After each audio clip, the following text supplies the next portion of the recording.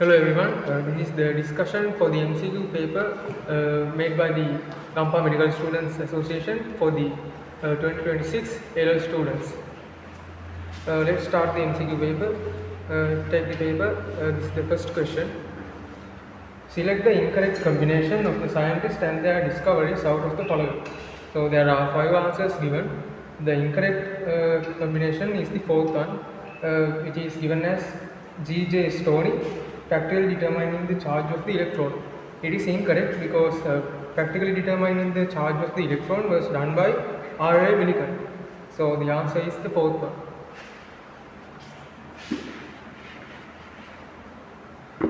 Let's take the second question. The quantum number of the outermost shell electron of a ground state atom is 300 If only that electron is present in the subenergy level of that last electron, how many completely filled orbitals are present in that atom in total? So let's first break down the quantum number and determine the correct position of this electron. Quantum number is given as 300 according to this quantum number, the electron is located in the 3s orbital as just one electron, because it is given as only that electron is present in the subenergy level of that last electron. As a result, only that electron is present in that orbital. The question asks how many completely filled orbitals are present in that atom in total.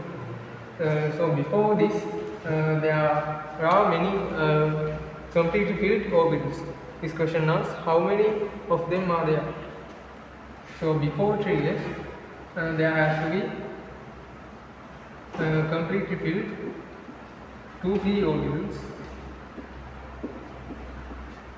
and 2s orbital and 1s orbital. So we can then count the completely filled orbitals 1, 2, 3, 4, 5. So there are 5 completely filled orbitals before this electron. So the answer is 5, the fourth answer. Let's take the third question.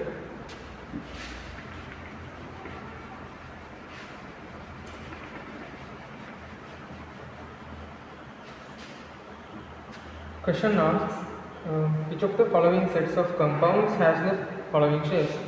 Triangular pyramidal, angular, T-shape and linear. So there are many compounds given in the 5 options. Let's take the second one, that's the answer. The 4 compounds given in the option, all of them matches the ones given in the question. Let's draw the structures of the compounds given in the second option. SOCl2, the structure is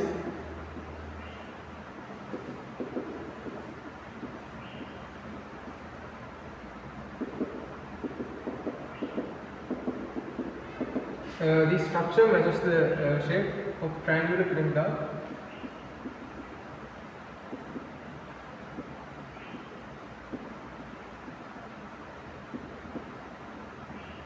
The next compound is H2O.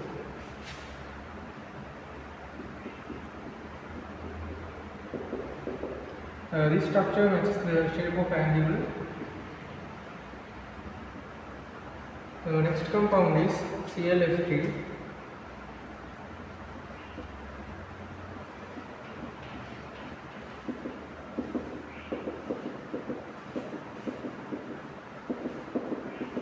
This structure matches with the shape of T shape.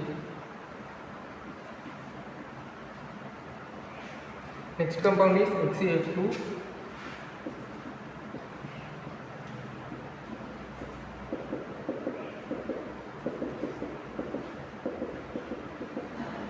This structure matches the shape of linear.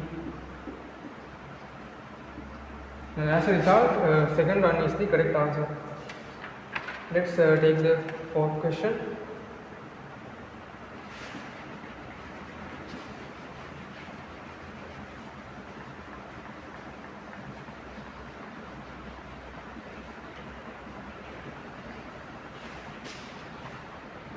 Fourth question is, which of the following statements is false?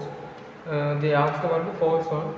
First statement, the radius of the anion N3 minus is larger than the radius of the anion O2 minus.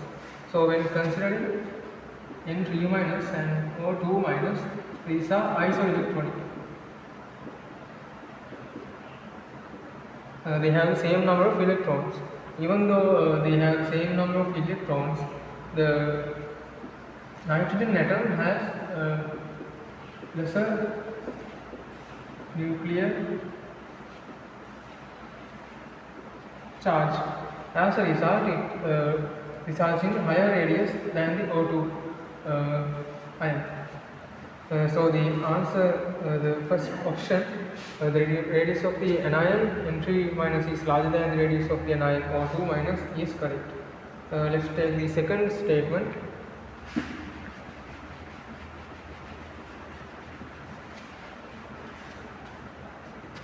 Every elemental anion has a noble gas configuration. Let's consider the definition for an elemental anion here. It is given as negatively charged ions form when a single neutral nonmetal atom gains one or more electrons. To achieve a stable noble gas configuration, they form elemental anion. It means when a neutral atom of a nonmetal gains one or more electrons to achieve a stable state of noble gas configuration, they form these elemental anions. So it's as given in the definition directly, the elemental anions always has a noble gas configuration.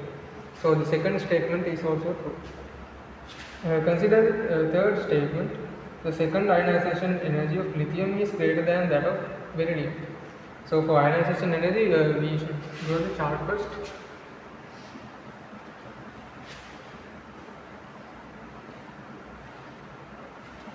So when compared to the first ionization energy chart, you have to move the element to the left by one. So this is not hydrogen, this is helium.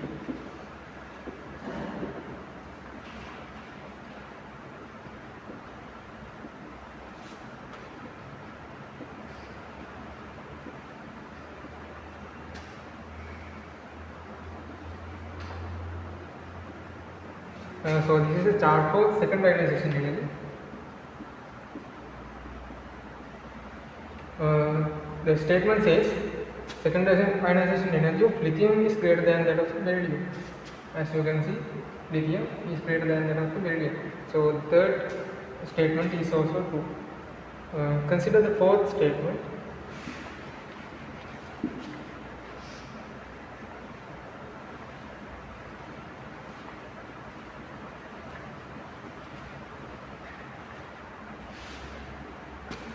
Fourth statement says the electron pair geometry of the XeOF4 is a square pyramidal.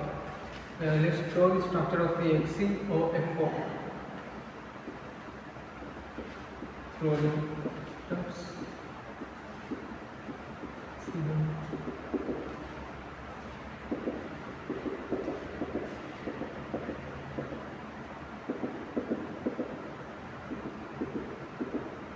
As you can see, this is not square pyramidal. This takes the octahedral electron pair geometry. So the fourth statement is wrong. It is the answer number 4. Let's take the fifth statement. Why is it true? Of fluorine gas and chlorine gas, the energy released when gaining the fluorine atom and chlorine atom, the energy released when gaining the first electron is the highest in chlorine. When considering the electronegativity, fluorine is more electronegative than the chlorine, but when considering radius, fluorine has a lesser radius than chlorine. As a result, this fluorine has a higher electron density. So this higher electron density creates a more repulsive force against the addition of electrons than the chlorine. As a result, the Gaining the first electron is the releases the highest energy in fluorine compared to fluorine. So this is the true statement. They ask about the false one. Fourth one is the answer.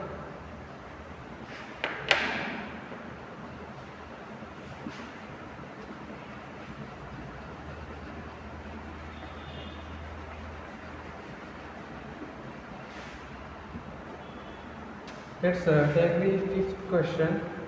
Consider the following equilibrium in a rigid closed vessel of 1 cubic decimeter at 450 Celsius. At 450 Celsius degrees, the initial system contained P moles of N2 gas and Q moles of H2 gas. After allowing the system to equilibrate, it was found that Y moles of NH3 gas were present in the vessel. The equilibrium constant for the reaction Kc is, they are asking us to calculate the Kc. So let's calculate it. First you have to write the equation.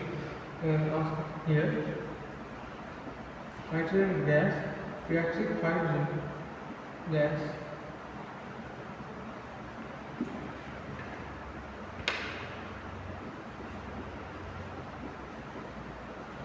to form ammonia.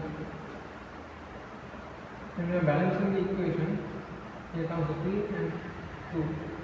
So they have given us that the initial moles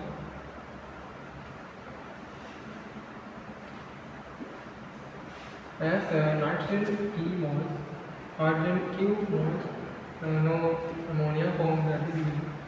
Then at the equilibrium,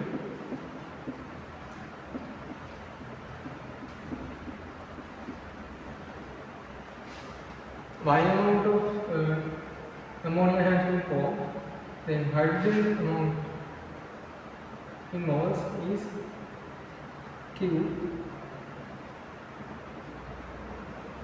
minus Y over 2 into 3.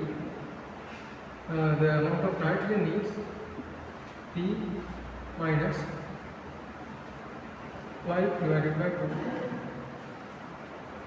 So let's calculate the Kc value using these amounts. Kc equal NH3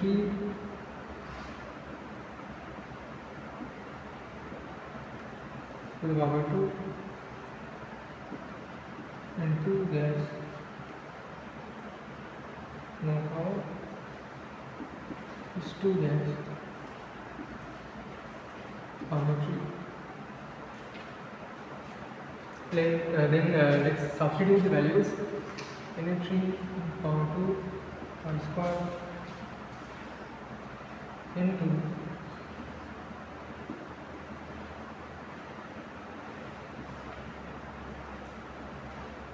H2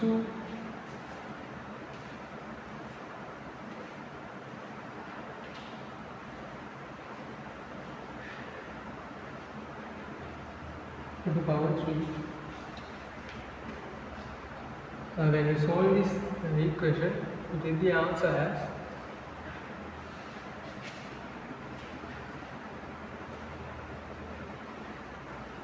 y square P minus 0.55 into K minus 1.55 into the power 3. This is the answer number 2.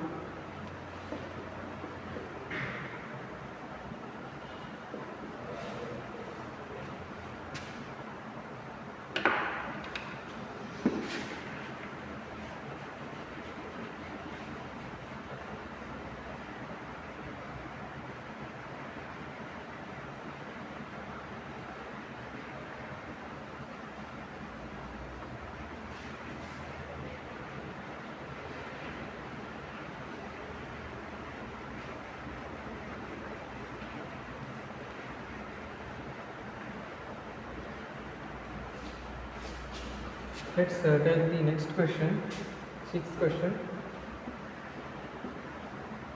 A gas that absorbs a photon of UV radiation with a wavelength of 200 nanometers re-emits the energy as 2 photons.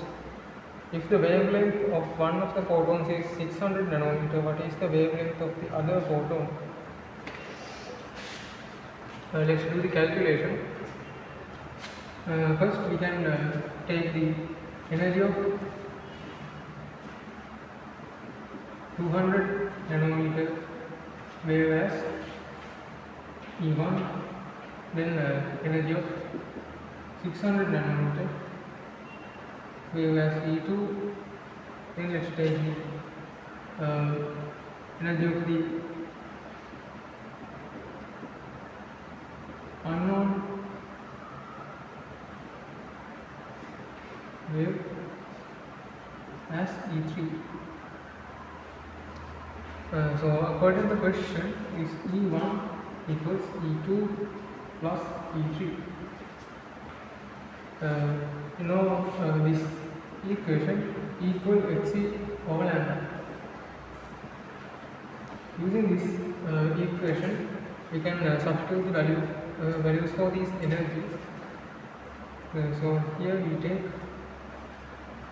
energy has to be written in the terms of these other terms. For that we can take the Hc is always a constant, so let's take it as K, and then energy equals K over lambda, which is always a constant. So we can substitute that to here. K over lambda 1 equals K over lambda 2 plus K over lambda 3. As K is the same in these three places, we can cancel it. So comes as 1 over lambda 1 equal 1 over lambda 2 plus 1 over lambda 3. So then let's substitute the values they have given. 1 over 200 equals 1 over 600 plus 1 over lambda 3.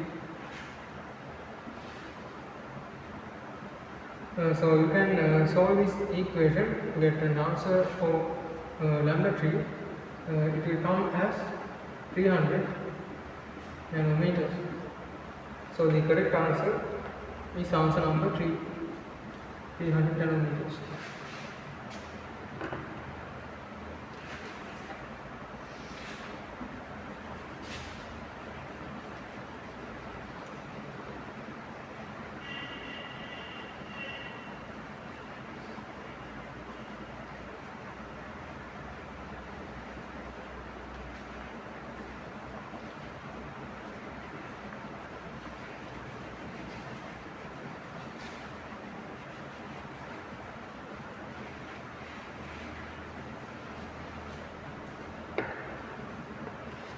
Let's take the next question, 7th one. What is the IUPAC name of the following compound? Let's draw the compound first.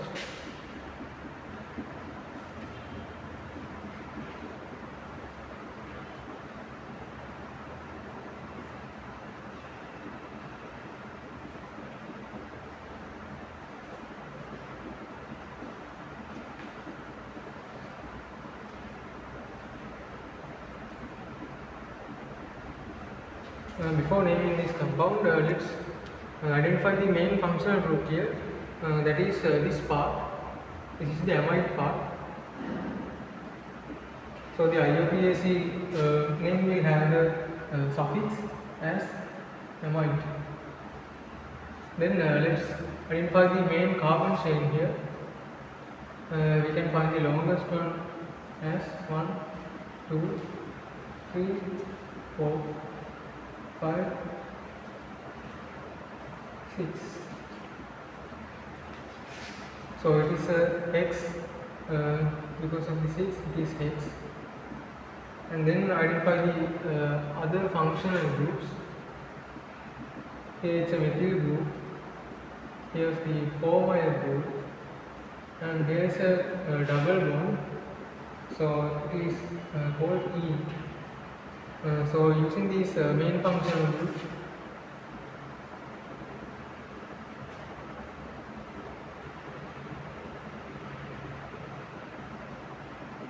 formula. Using the main functional group and the other functional groups along with the number of carbon atoms that we can identify in the main carbon chain, we can build the name as 3,4 because it's located in the third carbon atom, and also F comes before M in the alphabet. Then we on the position of the methyl group, 2-methyl. Then we add the length of the carbon, main carbon chain, methyl X. Then we denote the location of the double bond, which is the 4th place. And then as it's a double bond, we use the E part, E, and then amide part has to come. There we emit the letter E, then write it as in amide. That's the answer. It's given in the third option, 3,4 2-methyl heads for in amide. Let's take the next question.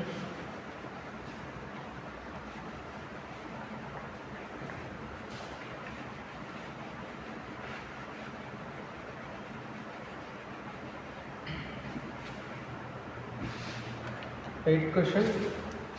The solution of 250 cubic centimeters was prepared by dissolving. Let's draw diagram. 250 centimeters was prepared by dissolving 3.5 grams of a certain carbonate M2CO3. So you can identify the metal which group it belongs to using this formula, because it has the oxidation number +1. It should be a group 1 metal. This 250 cubic centimeters of the solution. The solution of 25 cubic centimeters were taken from the solution. 25 cm. And the carbonate was separated again by heating. Then they heat and then they obtain the carbonate.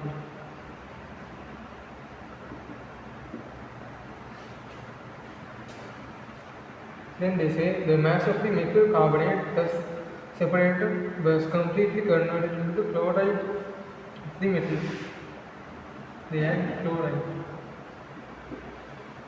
forms MCA. It is of 0.585 grams. What is the metal shown here?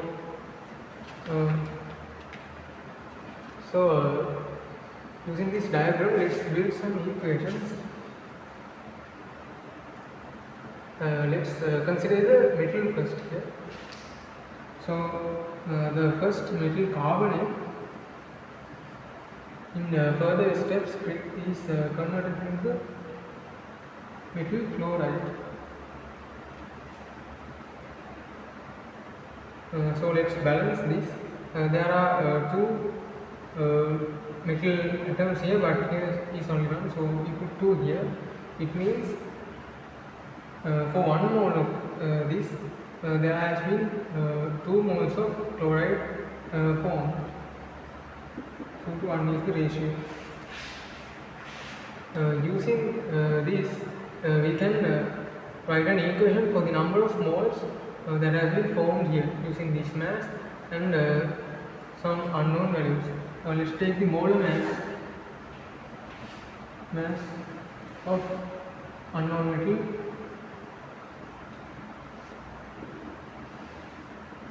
M as capital N. So using that we can write an equation for the number of moles.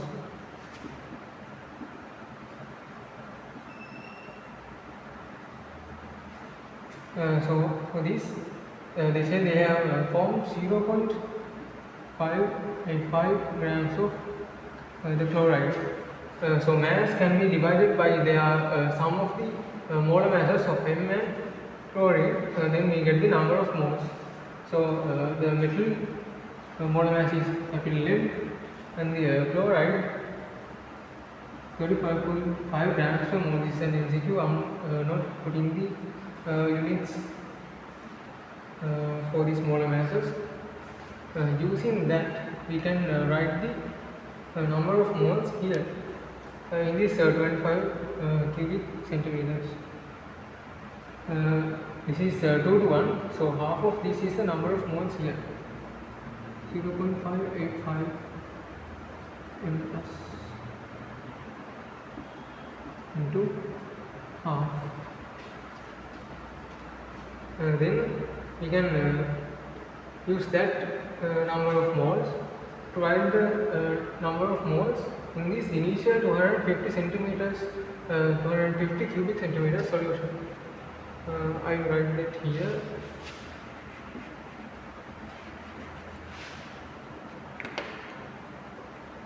Five grams.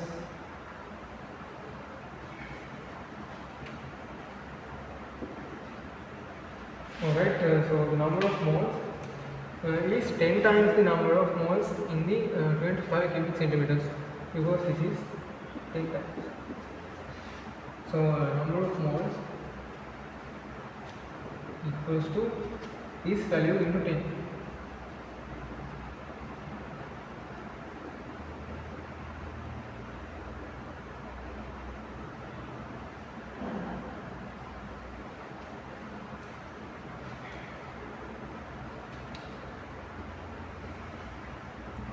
So this is the number of moles.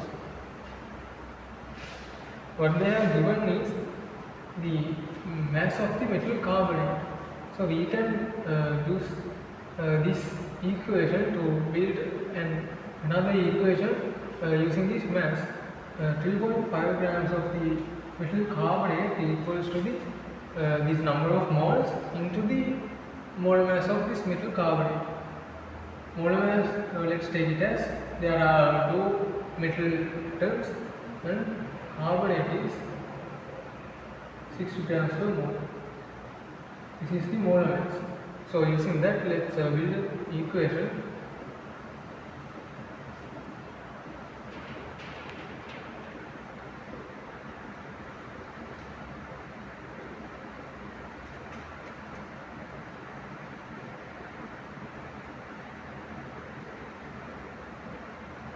The equation I used here is M equal into mass equal number of moles into molar mass. So by solving this equation, you can get a value for the capital M as 23 grams per mole. 23 grams per mole belongs to the element sodium. So the answer is sodium. Answer number 3.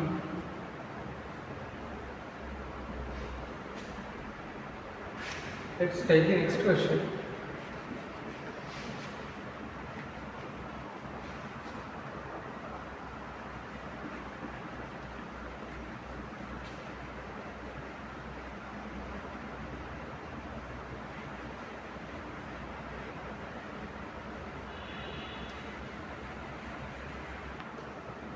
Ninth question.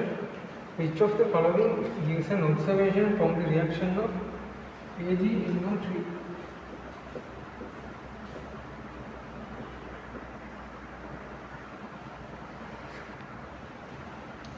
Reaction of AgNO3 equals with a dilute ammonia solution.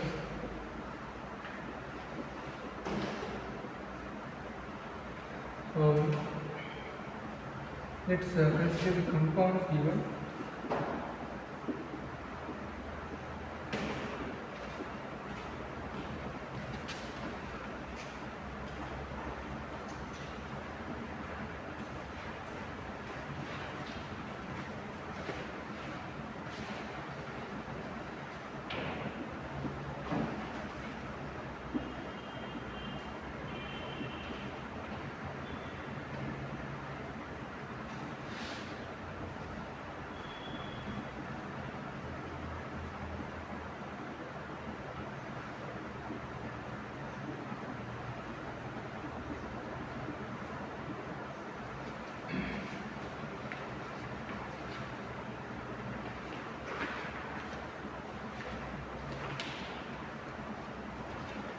they asked us which of the following compounds reacts with AgNO3 and dilute ammonia solution. So considering the first compound, so they are used this Br part. As a result, bromide ions come to the solution and reacts with this AgNO3 to create the AgBr precipitate. This is insoluble in dilute ammonia solution. As a result, A plus react. Consider the B compound. This is chloride groups connected to the benzene ring. No reactions except V0 can be done to this compound. This is highly unreactive to the substitution reactions. As a result, this does not react. Then let's take the C compound. Consider the C compound. This is an aldehyde group. Aldehyde group reacts with the reagents given and create a Silva mirror observation. As a result, it does react. And considering the D compound, it also has this Br part. So bromide is in the solution, and also this is a tertiary alkyl halide. As the result of the presence of bromide ions, this also results in the presentation of AgBr. So it also does react. So the compounds that react with the given reagents are A, C and D. The answer is fourth one. Let's take the 10th question. 10th question says when the temperature is increased from 25 degrees Celsius to 35 degrees Celsius by 10 degrees Celsius, the rate of most reactions roughly doubles. This is mainly due. Also, then we can consider the changes that occur in the reaction when the temperature is increased. Increase of temperature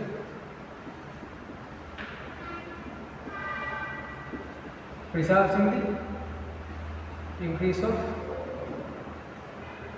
number of effective molecules.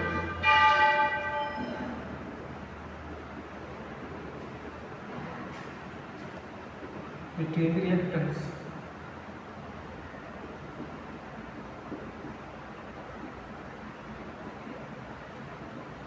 And also, as a result, the fraction of molecules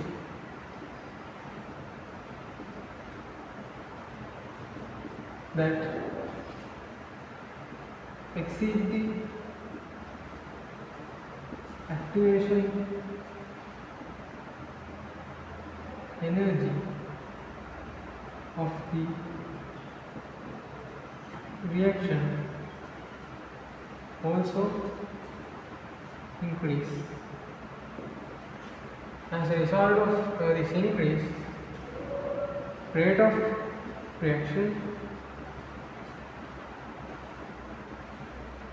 increases. During this, there is no change in the reaction mechanism.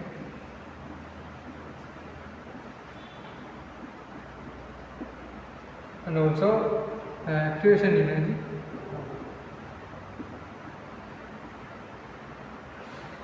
of a certain reaction is always a constant.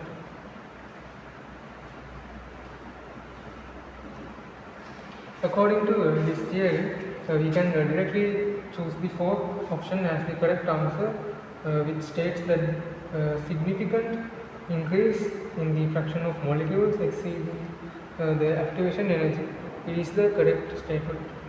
Let's take the next question.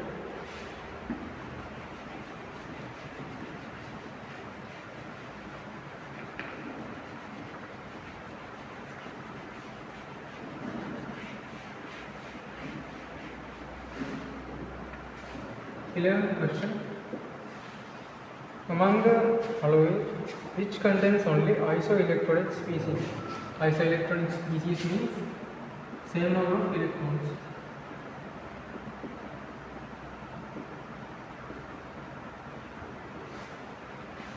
Considering the species given in the first answer, they have the number of electrons as 10, 10, 10, 10 and last one 12. So they are not isoelectronic. Second option, 10, 10, 10, 10 and then 18. They are not isoelectronic. Third option, 18, 18, 18, 18 and 20. They are not isoelectronic. And the fifth option is also 10, 10, 10 and then 11 and then 10. They are not isoelectronic. They have different number of electrons. So the correct answer is 4. They all of them have 10 electrons. Answer number 4 is the correct answer. Then let's take the next question, 12. 1.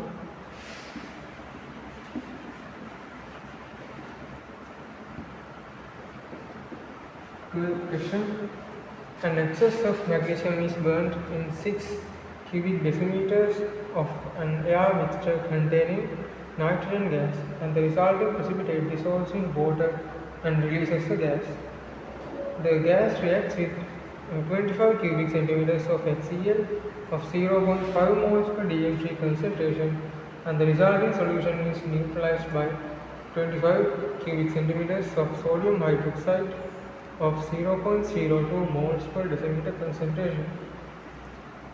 What is the initial mass of nitrogen? Let's first write the equation for the burning of magnesium in the air mixture containing nitrogen.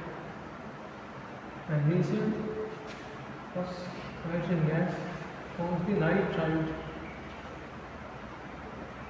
of magnesium. So when balancing the equation, here comes a 3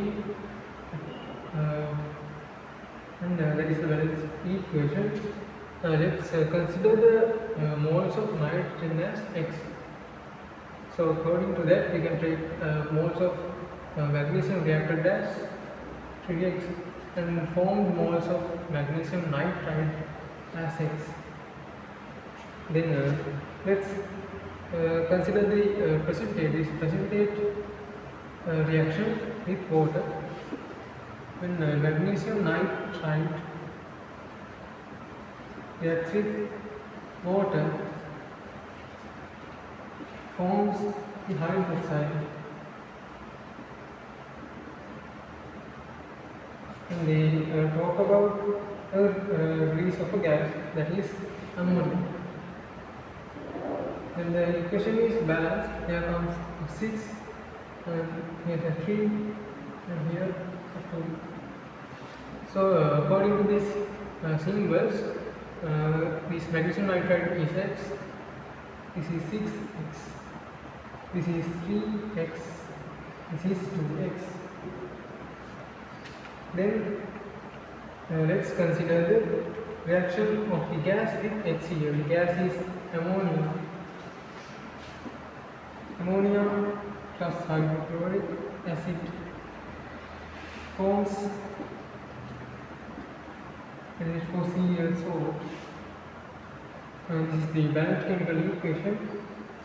According to this, we can take the ammonia as 2X and HCl is uses the same number of moles as ammonia as 2X. Then they talk about addition of sodium hydroxide to neutralize the solution. The sodium hydroxide reacts with the remaining moles of HCl. We can write the equation for that as sodium hydroxide plus HCl form the salt NaCl and water.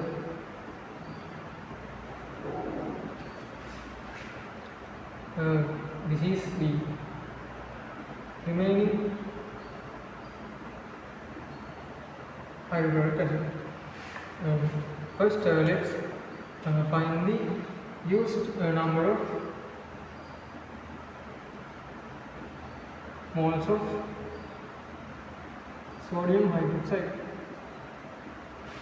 So we can find that as its concentration into volume. Concentration is 10 to the power 2 moles per decimeter, and volume is 25 10 to the power 3 cubic decimeters. So we can take the answer 0.5 into 10 to the power minus 2 moles.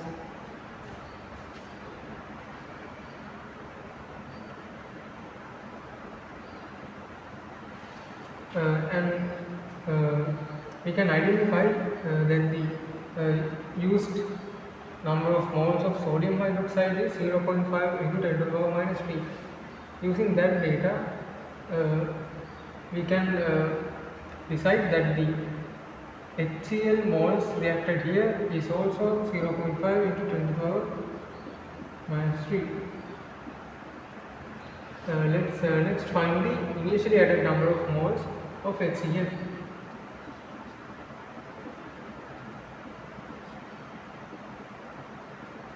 That is equal to the concentration and the volume of HCl multiplied. You get the answer as 12.5 into 10 to the power minus 3 moles. So initial HCl is this number of moles, and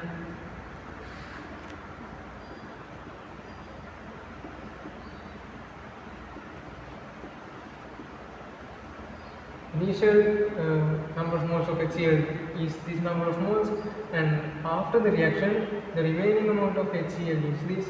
Let's find the number of moles of HCl that reacted with this ammonia. That can be found by the difference between the first and the second one.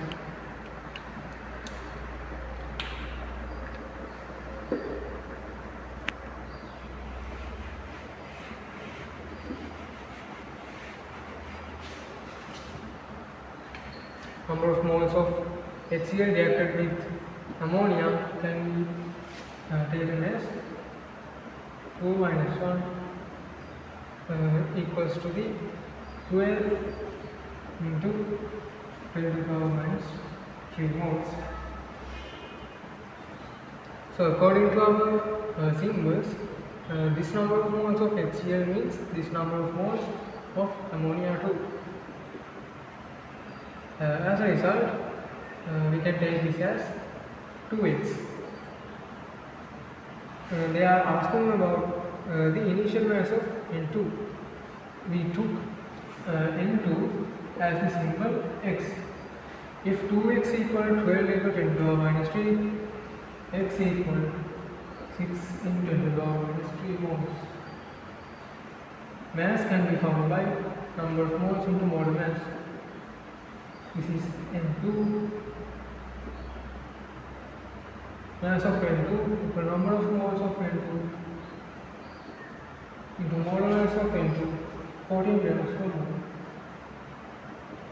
The mass comes as 0.084 grams. This is the answer. This is given as your second answer option. So the correct answer is second one. Let's take the 13th question. The density of an ideal gas with a molar mass of 48 grams per mole at a pressure of 41.57 into 10 to the power 4 Pascal and 327 degrees Celsius is.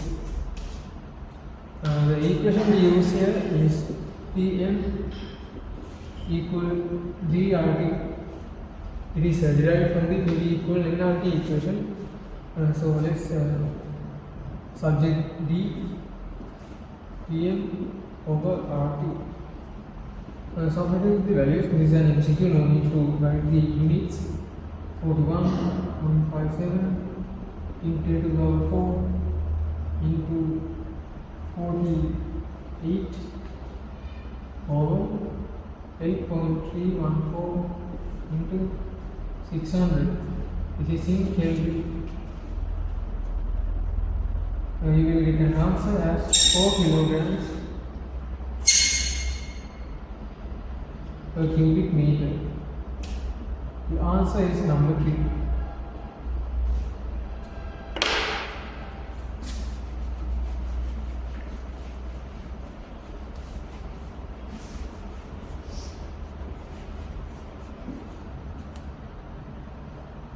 Let's take the next question, 41. The pH value of the titration between 0.01 moles per dm3 monobasic acid A and 0.01 moles per dm3 monobasic base B. Acid A 0.01, B, this is the acid, this is base. 0.01 monobasic base is as shown in the graph above. They are asking whether which acid and base combination have they used here for the titration. Let's consider the graph. Which volume of base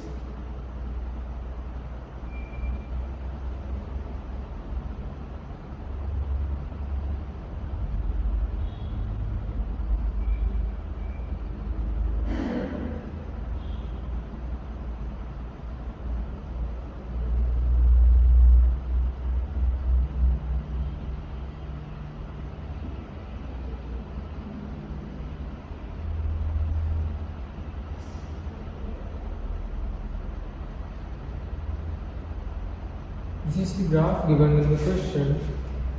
So the combination can be identified like this.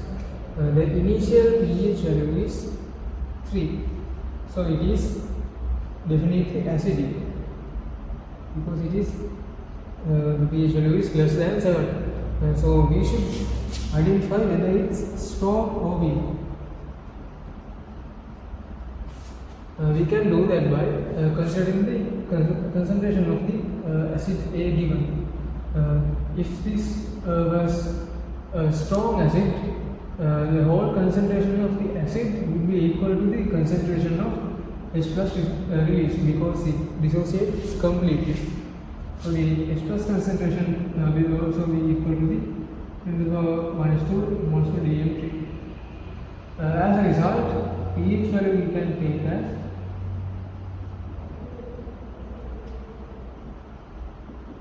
negative log of H plus concentration, which will be equal to 2. This is if the A acid was a strong acid. But the given acid has a pH 3. 3 is greater than 2. As a result, it is not much acidic as of a strong acid. So the acid used here is a weak acid. Weak acid is used here. Then let's analyze the graph to know whether the base used is strong or weak. We can do that by this vertical line represents the equivalence point. To obtain the pH of the salt formed during this neutralization, we can use the middle point between the either sides of the equivalence point line to find that pH of the salt formed equals here plus 6.4 divided by 2. We get the answer as 8.7. This is the pH of the salt formed.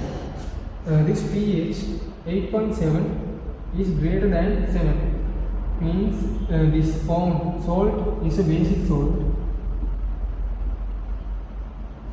To form a basic salt with a weak acid, a strong acid has to be added to the weak acid during this titration. So basic salt is formed due to the addition of a strong base. So the combination is weak acid with a strong base, and the correct answer is answer number 2.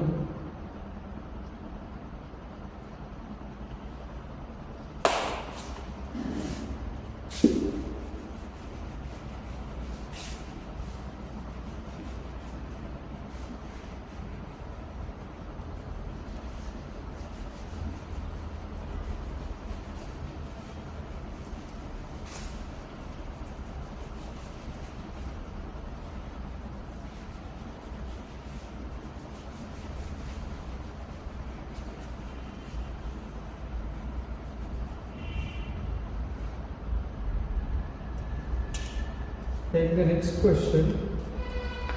15th question. Question asks, the acid strength of several substances varies as follows: HCl, CH3COOH, HCl, H2O, NH3. In which of these reactions is the equilibrium constant less than 1?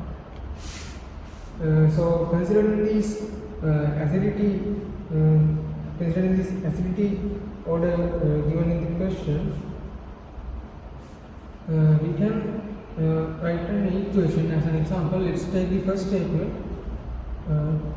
It has the acid HCl on the left side and HCl on the right side. Considering the relationship between these two acids, as the HCl is stronger than the HCl, when comparing the acidity, the reaction will favor the forward reaction more than the backward reaction. As a result, the products of the reaction will be more. As you know, the equilibrium constant is calculated by writing the products and then their concentration divided by the reactants. As the reaction is more forward biased, the products will be higher than the reactants. As a result, Kc will take a value more than 1. So second statement they have given, it contains HCl on the left side and H3O plus, which is the conjugate acid of water on the right side. Comparing acidity of these two, HCl is a more strong acid than the H3O plus. As a result, the reaction will be forward biased. More products will be formed than the reactants, and also its Kc will be more than 1.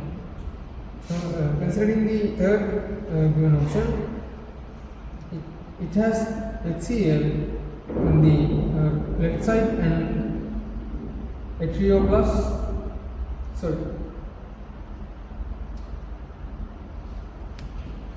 CH3COOH on the left side and H2O on the right side. According to the order that has been given under the question, CH3COOH is a strong acid than H2O. As a result, the acidic reaction of forward will be biased more than the backward one. So the products will be more than the reactants, and the equilibrium constant will be more than 1. Fourth option, it has H2O on the left side and ammonia on the right side. H2O is acidic than NH3, so the acidic reaction of H2O will be favored more, which is the forward reaction, than the backward reaction. As a result, more products will be formed compared to the reactants, so the equilibrium constant will be more than 1. Considering the fifth option they have given, contains HCl on the left side and CH3COOH on the right side. Here CH3COOH is a stronger acid than the HCl. As a result, in this equilibrium, the backward reaction will be favored more. As a result, the reactants will be more than compared to the products. According to this K.C.E equation, reactants will be more than the products, so that K.C value will be less than 1. So the answer is fifth option, answer number 5. Let's go to the next question.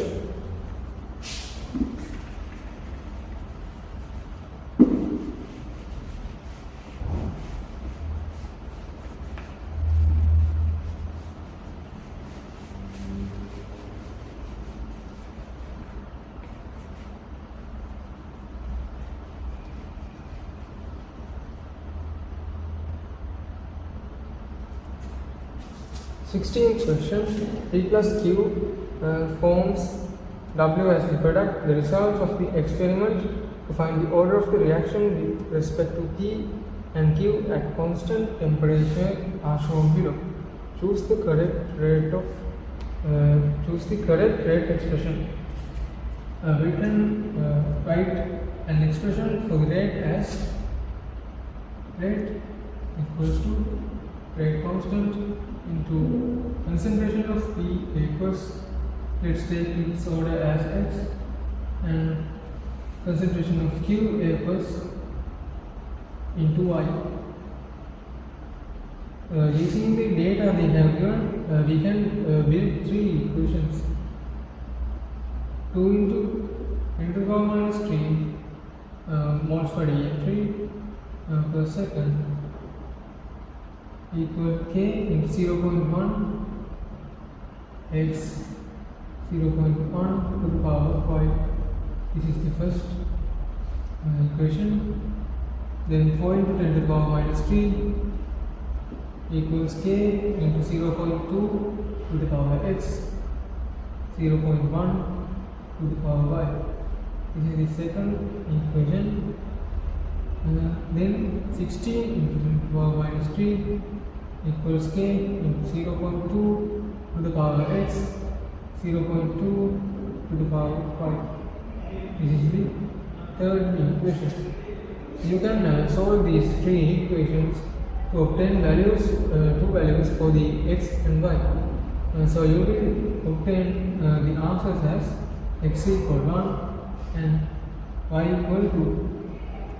Using these two values, we can build the final rate expression as the answer. Rate equal rate constant into P equals order of P equals is 1 and Q equals order of it is 2. So this is the answer number 3.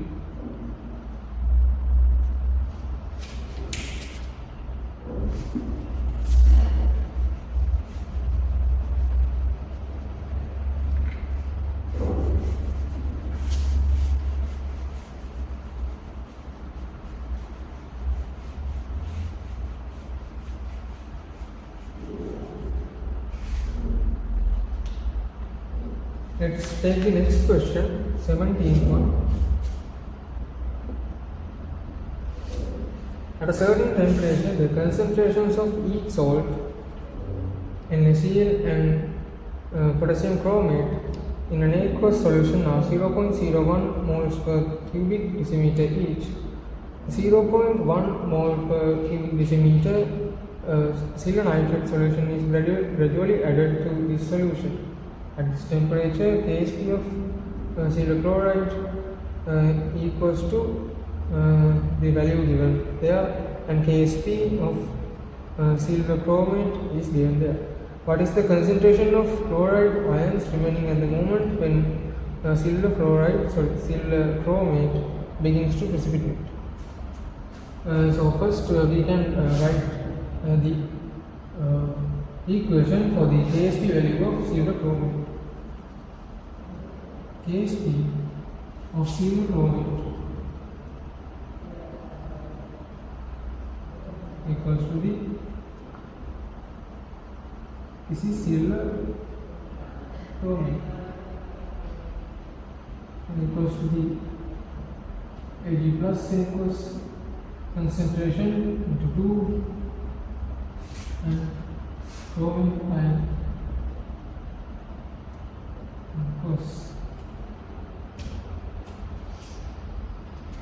Then we can substitute the values given in the question and write it as 10 to the power minus 12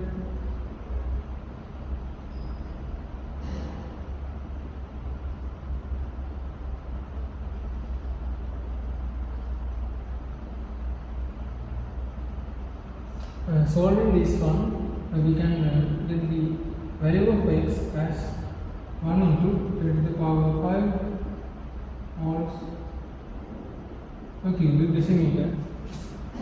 What is this x? The x is the concentration of silver ions when silver chromate precipitates.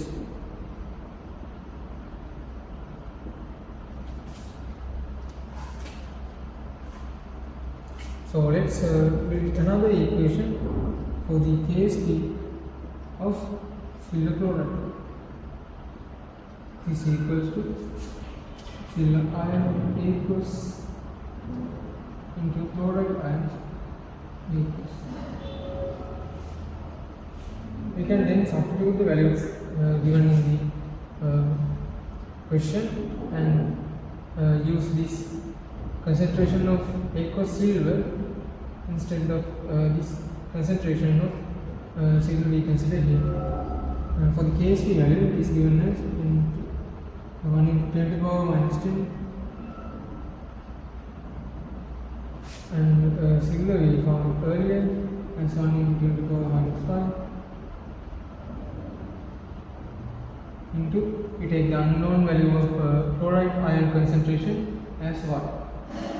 Then you can solve this part of the equation to find the value of y as 1 into 10 to the power minus 5 moles per cubic decimeter.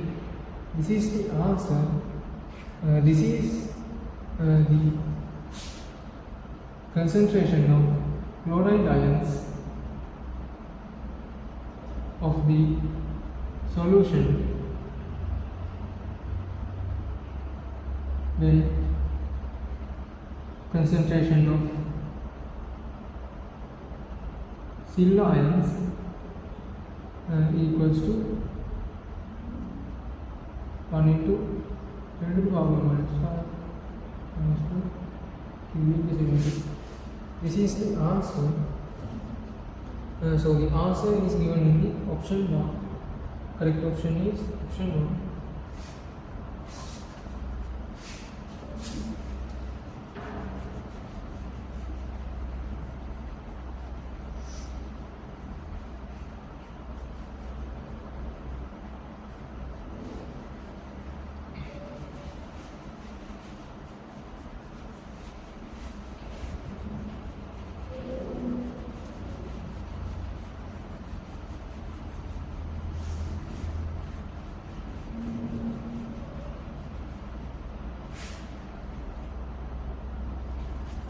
Let's take the 18th question. 18. What is the correct sign of the delta H theta and the delta S theta for the reaction that occurs during the ice dissolving process? They are asking about the change of enthalpy and change of entropy. Let's consider the ice dissolving process. Here, a solid is converted to liquid. Let's think of this as 0 degrees Celsius. Let's say 0 degrees or higher. This can be 0 degrees or lower. Considering the enthalpy change, as you can see, everyone knows that ice cubes dissolve by absorbing heat energy.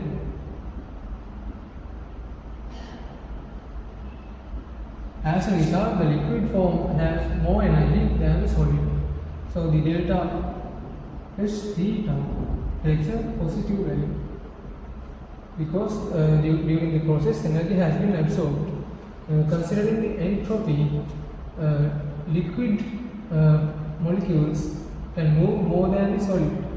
They are free to move, they have more energy. So the entropy is higher in the liquid form more than the solid form. As a result, the entropy has also been increased. So delta S theta value also takes a positive value. The answer is answer number 2. Both the change of enthalpy and change of entropy are positive.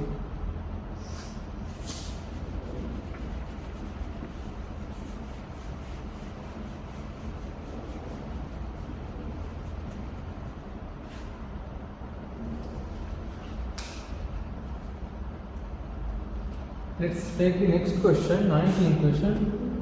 What cannot be used to distinguish between barium chloride and barium hydroxide?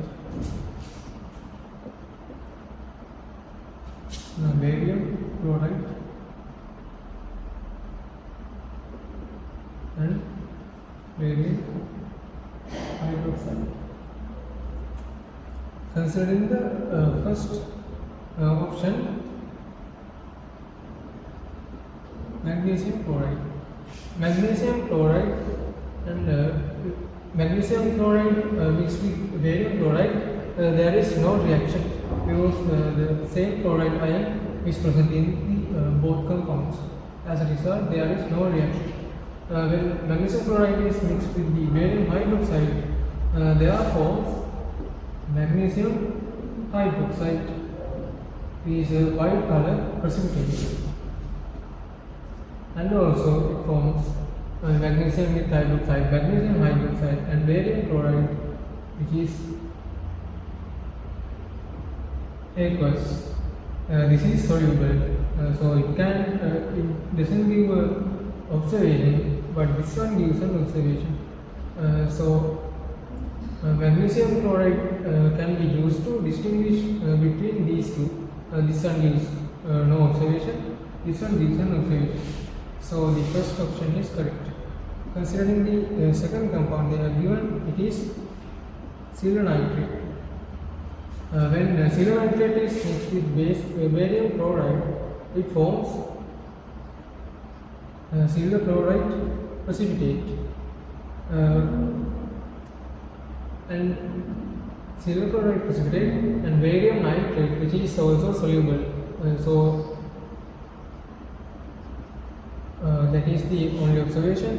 When silver nitrate is mixed with barium hydroxide, you get another precipitate, which is silver hydroxide. This is a white color precipitate, but this is unstable in room temperature. As a result, this silver hydroxide breaks down and forms spontaneously this silver oxide. This is brown in color, which is also a precipitate. So this is a white precipitate and this is brown precipitate. So this gives an observation, this gives an observation. These are different. So we can use this silver nitrate to distinguish between these two compounds. Third option they have given potassium dichromate. So when this compound is mixed with barium chloride, there is no reaction between these two, but there is a reaction when it is added to the barium hydroxide. As the hydroxide part is basic, this converts the dichromate into chromate because that is the form which is stable in basic medium. As a result, the color of this compound changes from orange color to yellow color.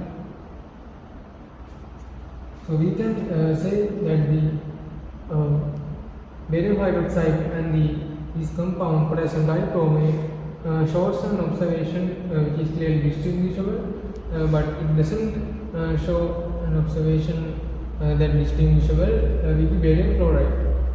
As a result, this doesn't give an observation, this gives an observation. We can clearly distinguish these two compounds using potassium dichromate. So it can be used as an option. Fourth one, they have given an ammonium salt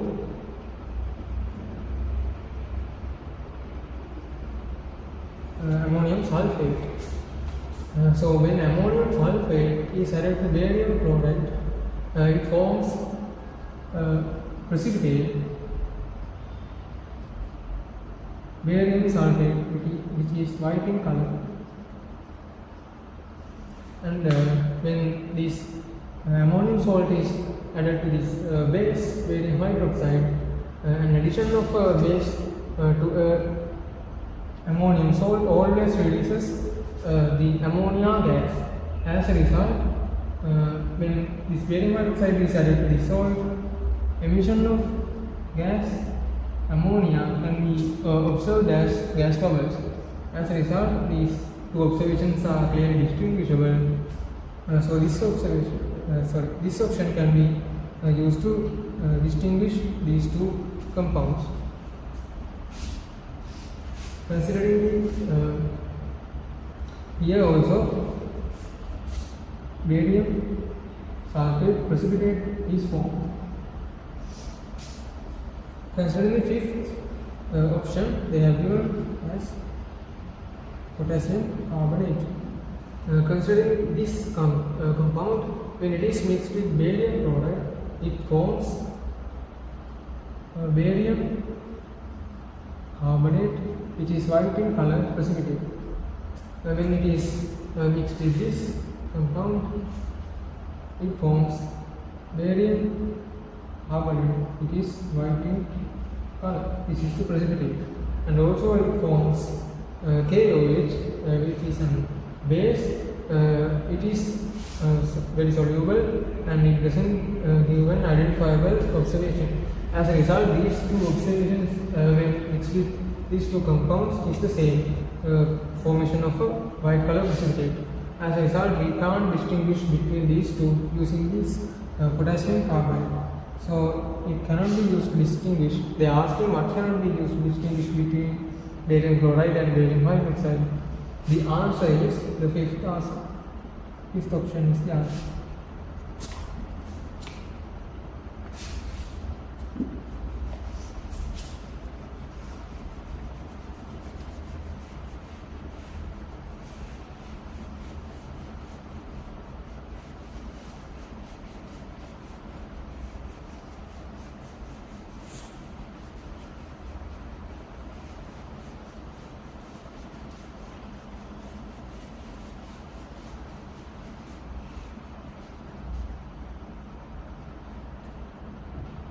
Let's take the next question. 20. The main product of the following reaction.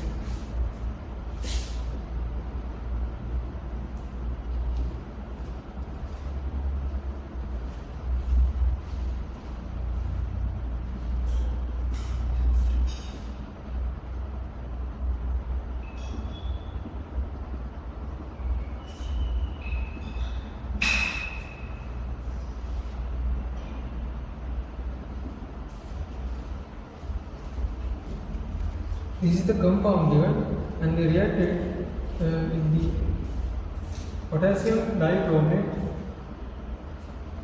in the acidic medium. This is oxidizing agent.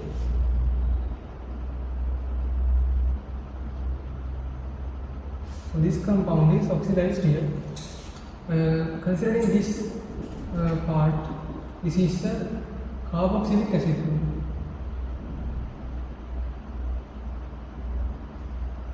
This cannot be further oxidized. As a result, the product will have it in the same manner, carboxylic acid here. Considering this part, this is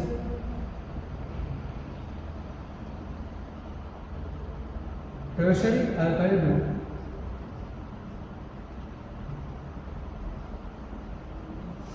As a result, there are no hydrogens directly attached to the central carbon atom. As a result, this cannot be also further oxidized. So this part of the compound will be same in here.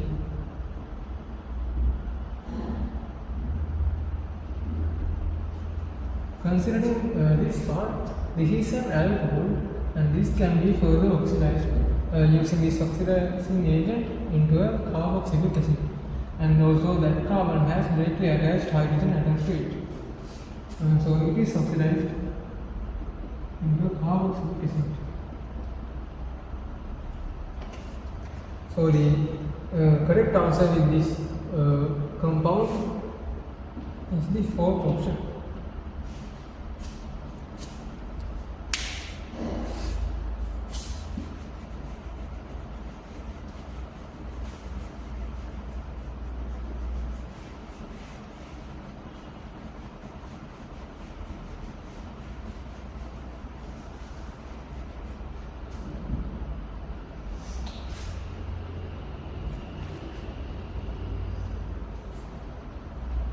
Let's take the next question, 21. The following thermochemical data are given in units of kilojoules per mole. The lattice enthalpy of silver iodide solid is given. The standard hydrogen enthalpy of silver plus gaseous ion is given. The standard hydrogen enthalpy of adenine is given, and the standard enthalpy of hydrogen of silver iodide solid in water has to be found here. 21st, let's draw a thermochemical energy cycle using the given data. Let's first write the equation for the silver iodide solid formation. This is the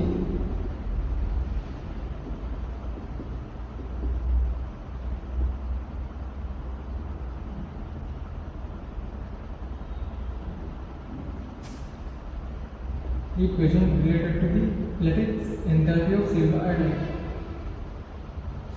It is given as 876 kilojoules per mole.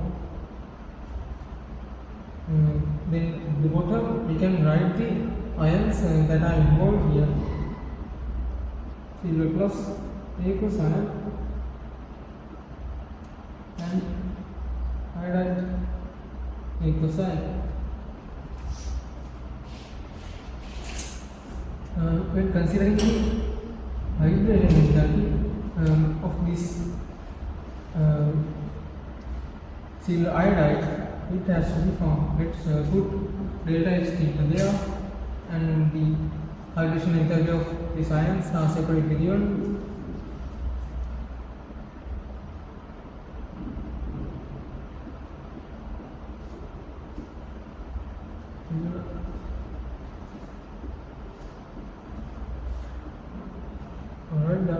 Using the Hess law, we can say that the sum of energies of this pathway is equal to the energies of this pathway.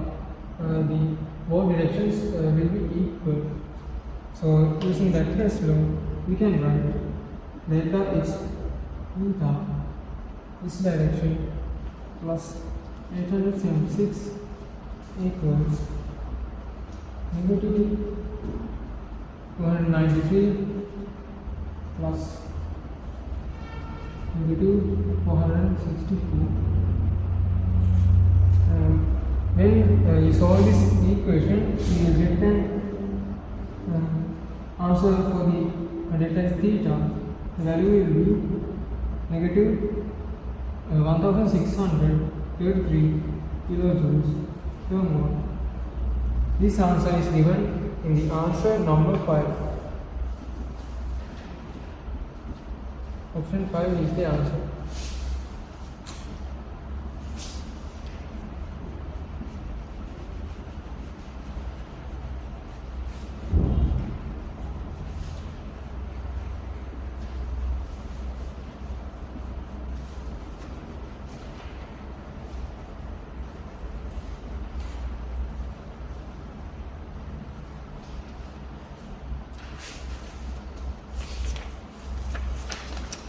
Let's take the next question. 22nd question. During the electrolysis of an aqueous copper sulfate solution using inert electrodes, the current of 5 amperes was passed for 193 seconds. If the entire supplied charge is consumed for the reaction, what is the mass of copper deposited on the cathode? First, let's calculate the charge used here. It is done by Q equal IT. I is the current, T is the time. I is 5 amperes with time 193 seconds. Answer is 965 coulombs. Then let's find the number of electrons used to generate this charge. Moles of electrons. Number of moles of electrons is found by dividing the charge by the value given as 1 farad. So 965 coulombs divided by 965 coulombs per mole. So the answer you will get is 10 into the power minus 2 moles of electrons. Then write the equation for the formation of copper solid.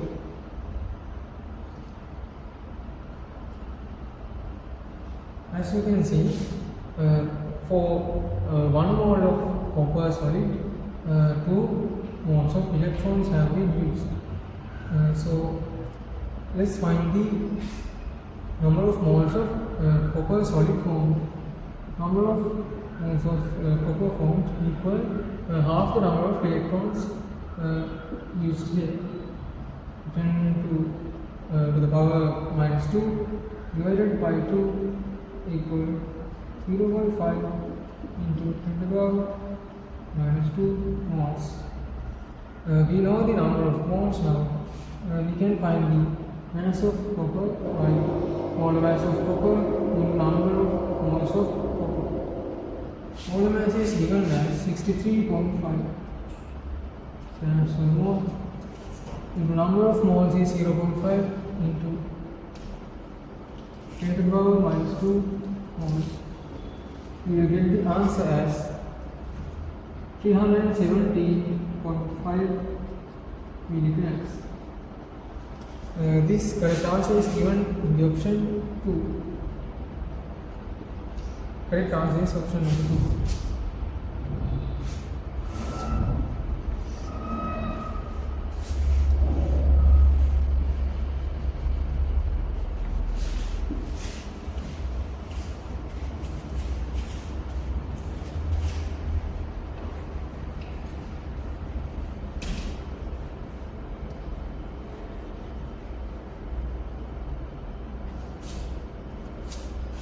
Let's take the next question.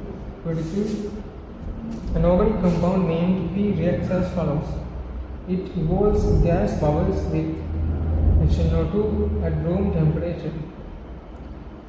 B. The product obtained from its reaction with HNO2 at 5 degrees Celsius gives an orange color with phenol.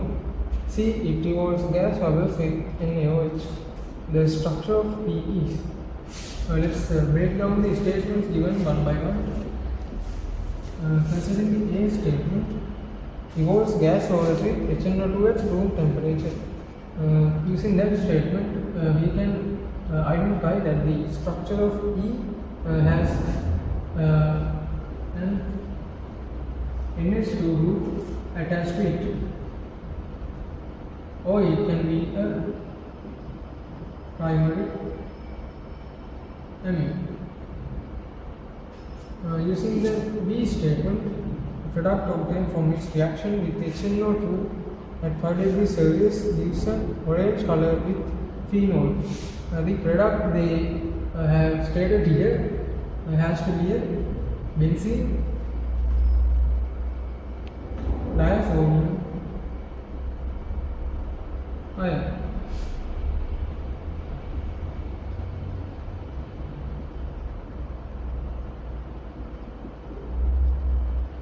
This is the product they are talking about here. It is the product that gives an orange color with the addition of phenol. And C, it evolves gas bubbles with NaOH. To evolve gas bubbles with NaOH, there must be definitely amide group in the structure of P.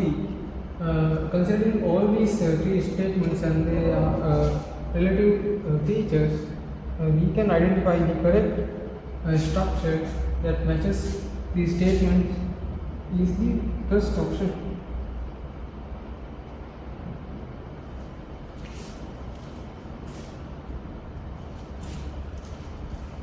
This benzene disodium ion is formed using the anode part.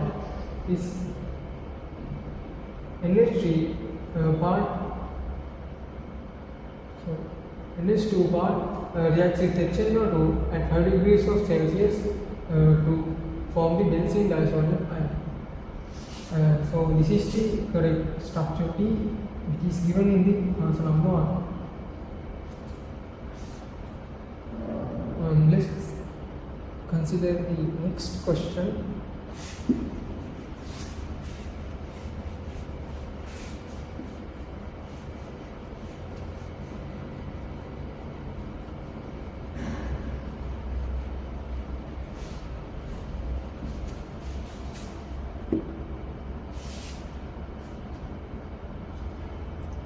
There are 23rd question.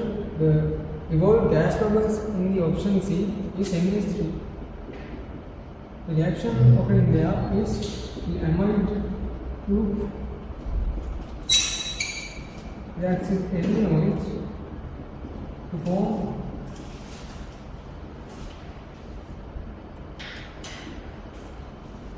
the sodium salt and ammonia gas. This ammonia gas is the observation they got as gas bubbles when NaOH is added. So it confirms the structure of P as the first option.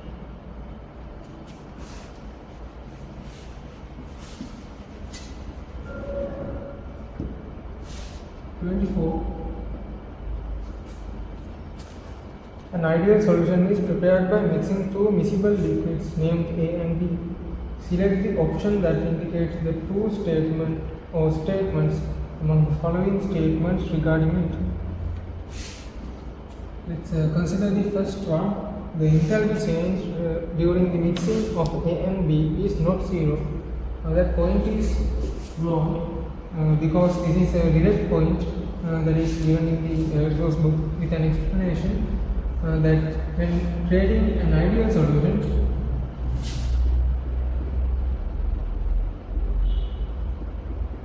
during the process of mixing of multiple solution, there cannot be an enthalpy change.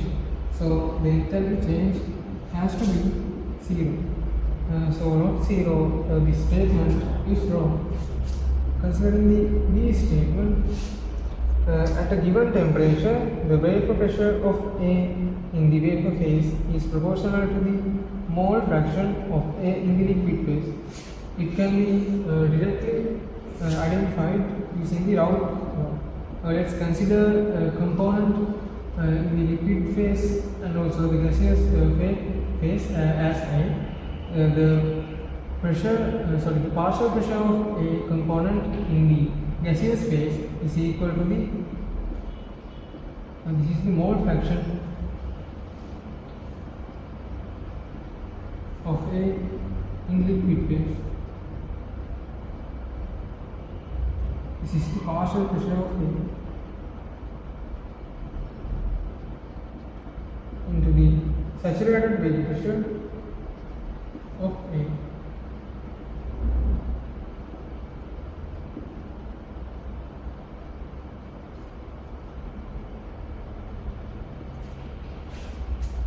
The statement says at a given temperature the relative vapor pressure of A in the vapor phase, that means this, is proportional to the mole fraction of A in the liquid phase.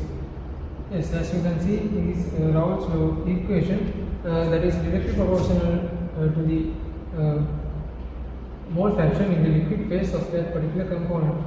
As a result, this statement is true. Then let's take the next statement. The total wave pressure of the solution varies linearly according to the mole fraction of each component.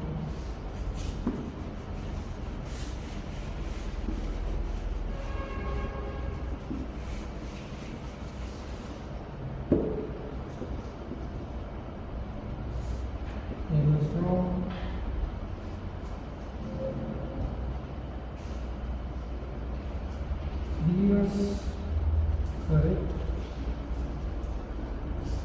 Then we are considering the C statement. There we can draw a graph. This pressure.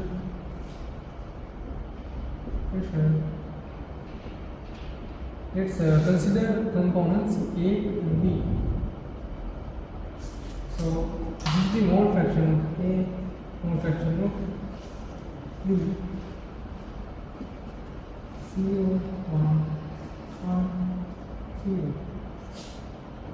So considering the mole fraction of A and B in the liquid state, liquid phase, their pressure is varied as follows. When considering the A component, this is the saturated wave pressure of A. Let's assume that the saturated wave pressure of A is greater than saturated wave pressure of B. So considering the B component, we can denote its variation of pressure in the wave of phase as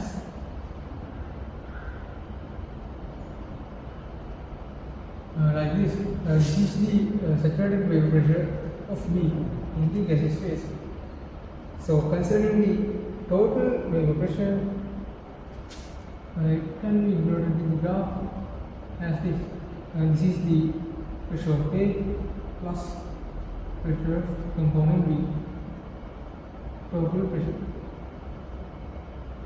So the statement is correct. The total vapor pressure of the solution varies linearly according to the mole fraction of each component.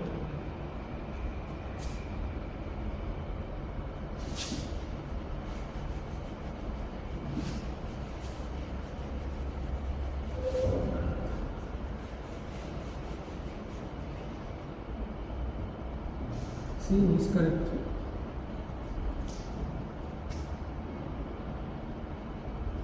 So let's take the next statement. The partial wave pressure of a component in the solution is equal to the product of the mole fraction of that component in the vapor phase and the saturated vapor pressure. This statement is wrong. Let's write the Raoult's-law equation. Partial pressure of A equals to the mole fraction of A in the liquid phase multiplied by saturated vapor pressure of A.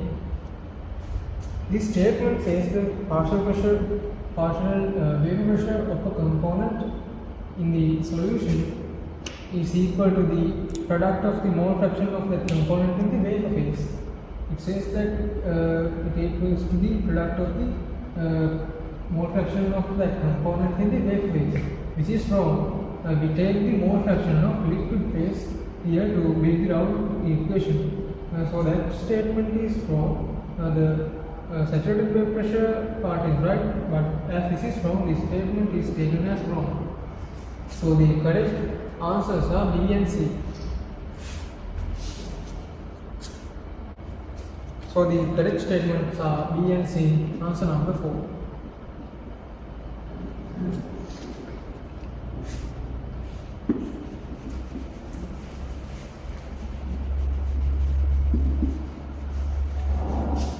Next question 25. Consider the following electrochemical cell operating at 298 Kelvin. They have given some values and then they say which of the following correctly indicates the cell reaction and the standard cell potential E naught cell. 25. So let's build the half reactions occurring at the anode and cathode first. Anode, they are aluminum solid converts into aluminum U plus equals and 3 electrons. Let's take this equation as the first one. At the cathode,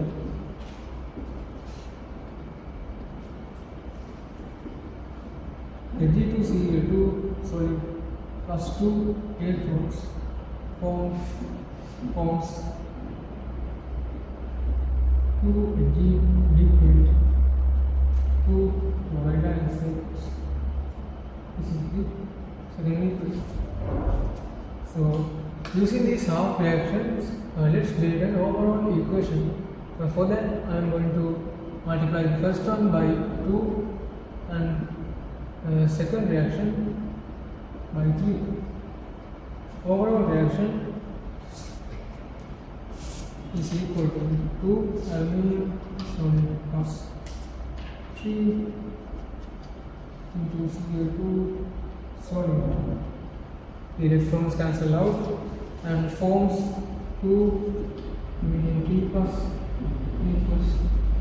6 3 liquid plus 2 chloride ions. So we built this equation. Now let's calculate the standard cell potential. E naught cell is equal to the E naught cathode minus E naught anode.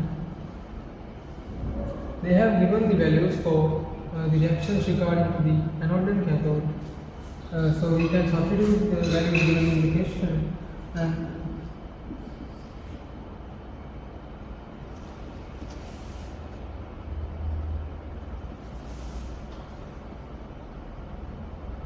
you can solve this part of the equation to find the value of the standard cell potential. It will be 1.93 volts. The correct combination of the standard cell potential along with the correct overall equation is the third answer. So the correct answer is the third option. Hi everyone, I will be doing the question 26 up until question 50. So here, question 26. 3 metal strips of magnesium, manganese, silver and 3 solutions of Mg2 plus, manganese 2 plus and Ag plus, all 1 moles per decimeter cube are provided. And they have given us the standard electrode potentials of all 3 ions here.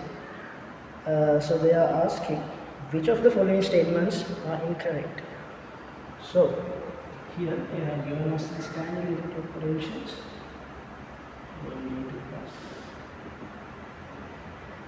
Which is minus 2.36.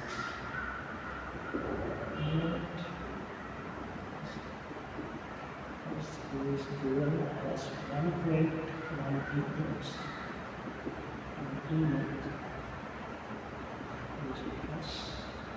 This is given as 0.22 volts.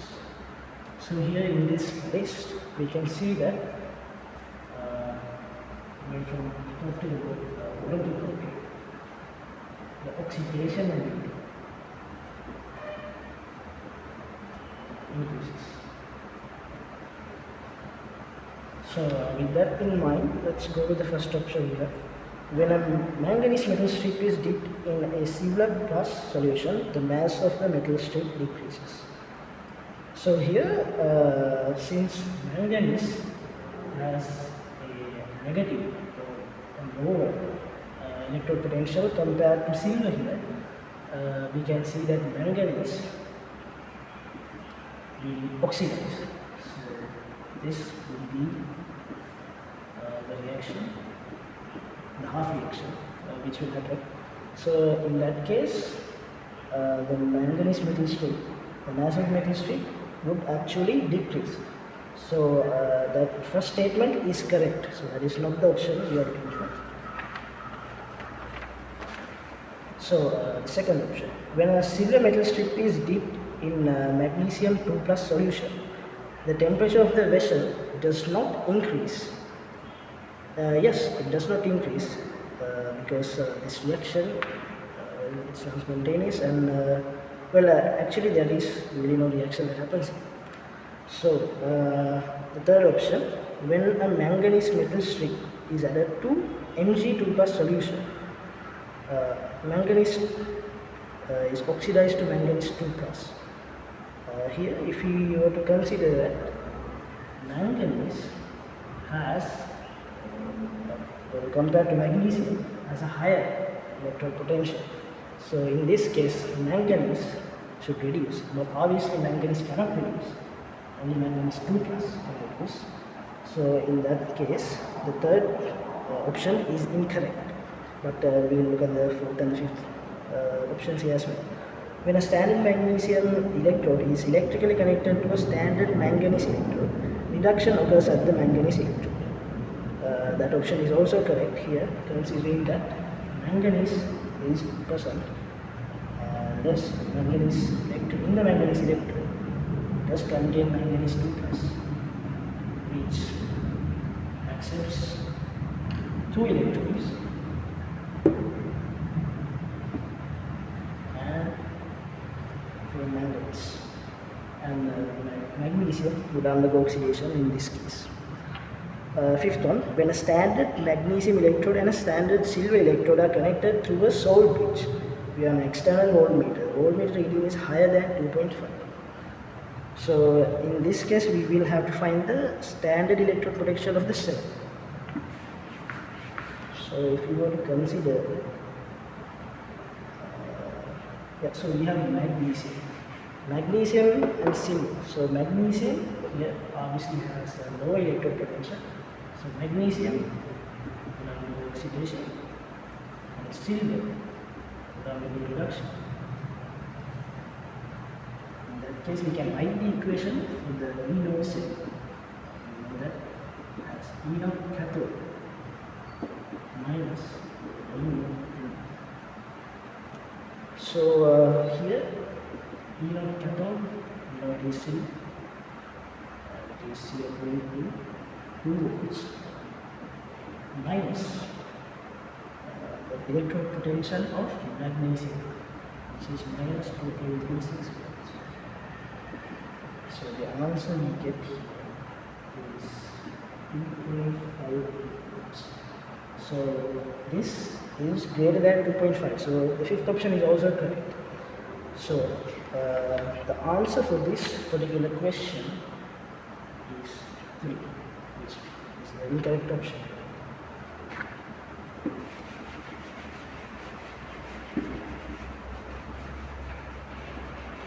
Okay, moving on to the 27th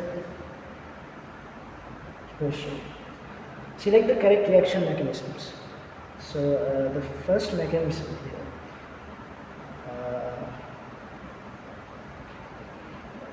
is alkyl halide, CH3, CH,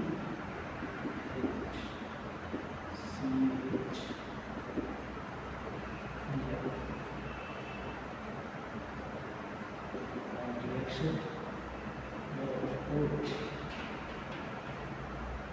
CH3,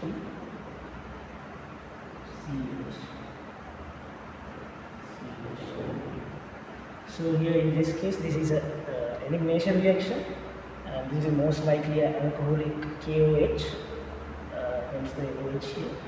So they have given the arrows which seem to be incorrect. So the first option, the arrow placement is actually incorrect, and the arrows should be like this. So from OH, H is taken from this molecule here, and H is actually this lone pair, this bonded pair is given to this carbon. Simultaneously, here this carbon, obviously bromine here has a high electronegativity, so bromine will get here, and this will be the correct placement of arrows. So let's go to the second option here.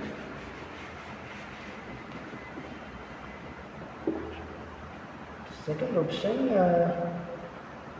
then we have an arrow CH3, CH2, OH, plus HBr, giving out a product of CH3, CH2, O plus H, also here. So here again the arrow placement is incorrect. So we have given the arrow from here is actually the O oxygen from this OH group must accept hydrogen from the HBr, and the bonded pair should be accepted by bromine. So this would be the right equation. So the second option is incorrect. Moving on to the third option, they have given us a acid chloride, CH3, C11O, C plus OH here, CH3,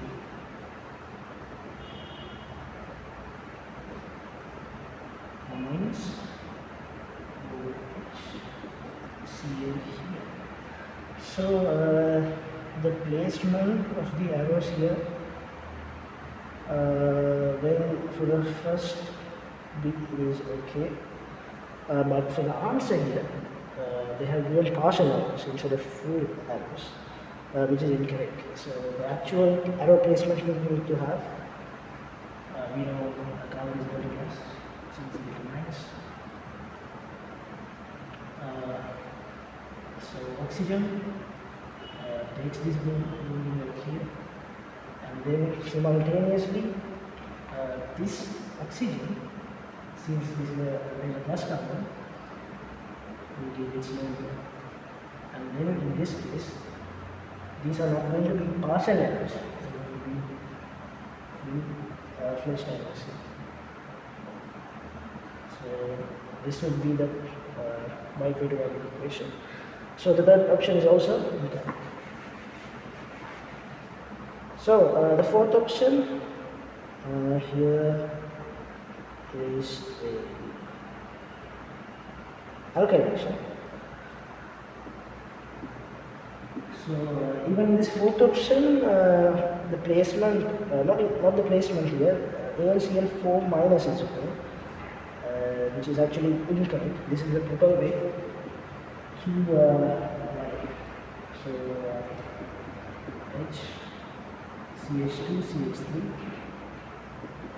So we have given AlCl4 minus. The way to write this is AlCl3, Cl being here with a minus, additional lone pair here, give it a minus sign. This fluorine is accepting hydrogen from here, and this hydrogen bonding pair containing hydrogen is given back to this, and this would be the correct way to write it. So the fourth option is also incorrect, which leaves us with the fifth option. So we'll see. The fifth option, the double bond is given to the hydrogen of the sulfuric acid here, and that option is correct. So it's given as doing this.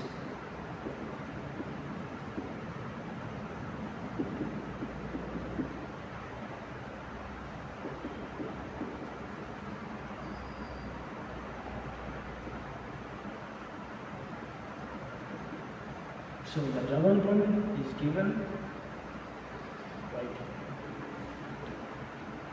And then the bonding pair is not given to hydrogen, it's given to oxygen. So yeah, the fifth option is the correct option. So we will move on to the 28th question.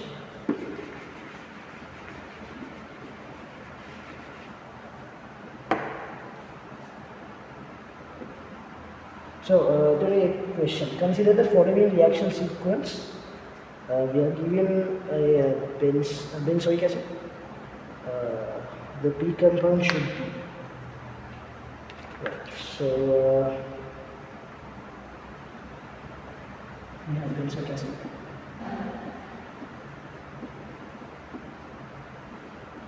And to this benzoic acid, CH3Cl.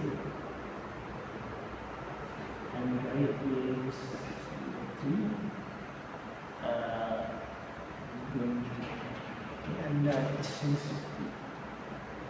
So here you can see from the options. Right. So since this benzoic acid has a COOH, we know that COOH and this carboxyl group is a meta-directed group. So in this alkylation, COOH, CH3 will not be given to this or this order, it will be actually given to this one. It is a meta-directed group. So this would be P. And then from P,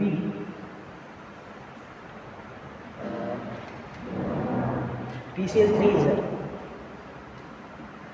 So when PCl3 is added, obviously there is no change for the CH3 group, but for the carboxyl group, it will be converted to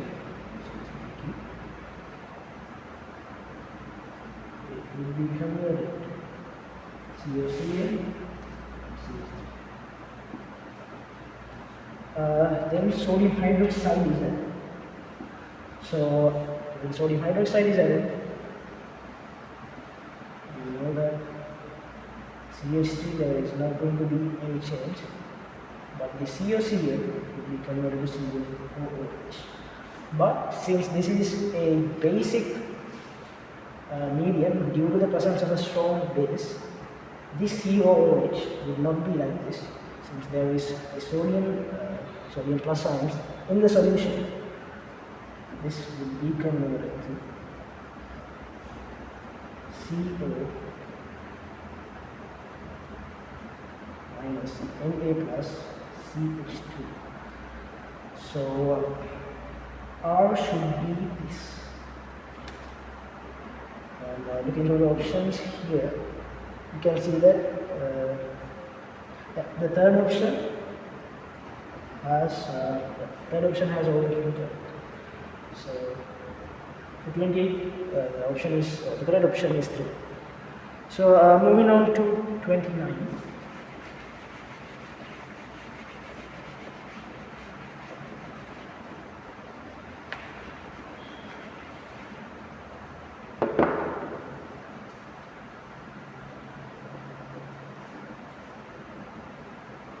Consider a system that has reached dynamic equilibrium after preparing a mixture using 50 centimeter cube of 0.0 moles per decimeter cube weak monoprotic acid named HA and 25 centimeter cube of 0.02 moles per decimeter cube salt named PbA2. Find its pH value. So initially there is a mixture. Actually, the mixture is created from 50 centimeter cube of monoprotic acid. So, you can consider the concentration, the initial concentration of this 50 centimeter cube solution, where it's given as 0.01 moles per decimeter cube. Volume of this solution is 50 centimeter cube, and then there is another solution containing PbA2 with a concentration of 0.02 moles per decimeter cube, and the volume of that would be 25 centimeter cube. So using these two solutions, a mixture is made of HA plus PbA2. And so the total volume of this solution will be 75 centimeter cube. the concentrations will obviously change here. So whenever there's HA, which is a weak monoprotic acid, we know there's going to be dissociation of HA.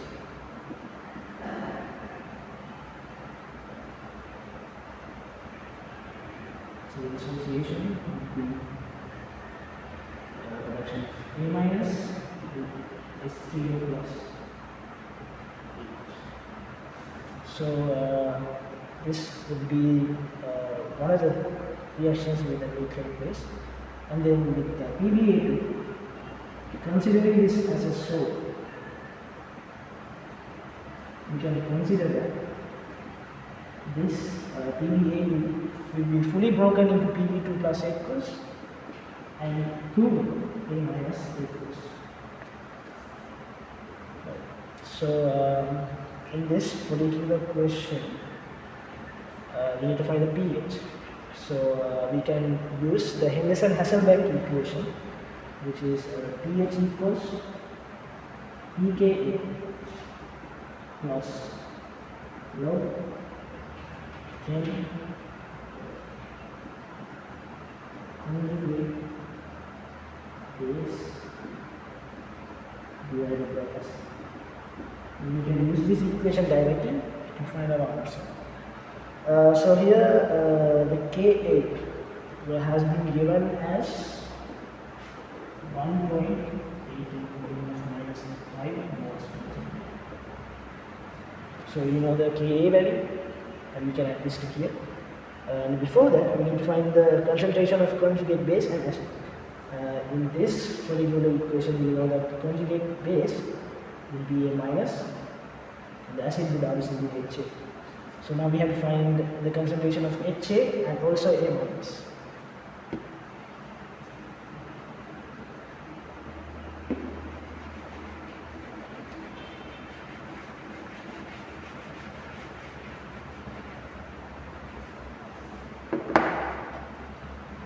So considering the concentration of HA here,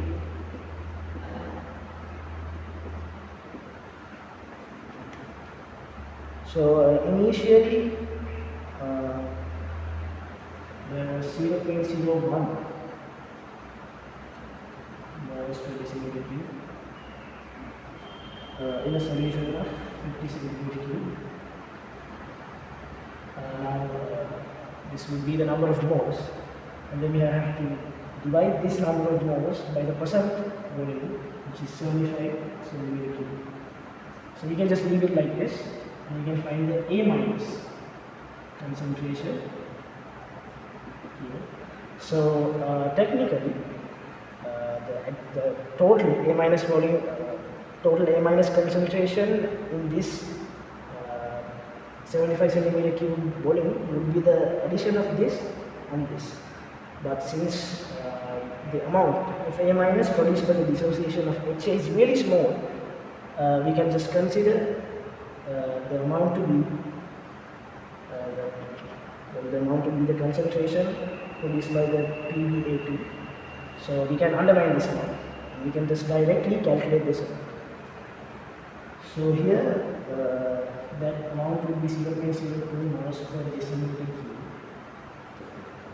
into 25 centimeter cube divided by 75 centimeter cube.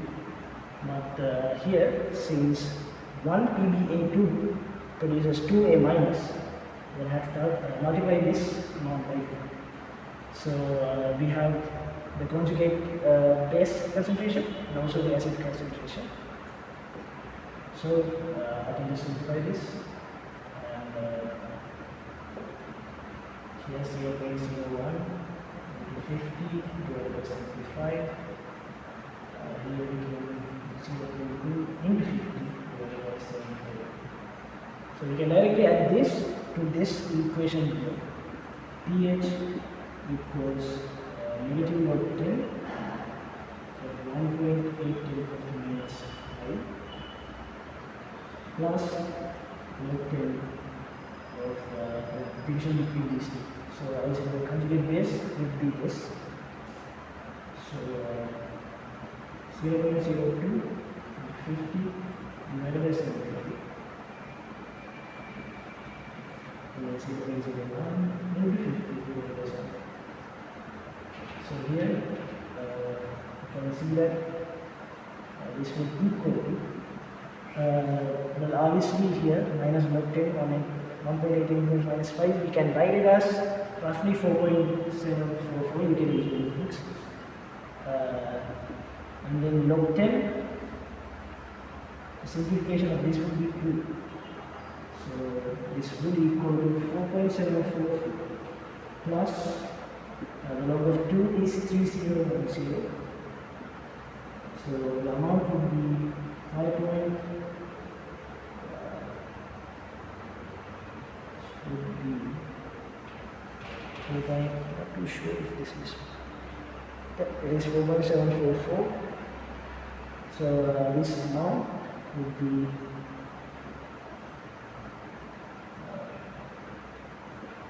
5.045.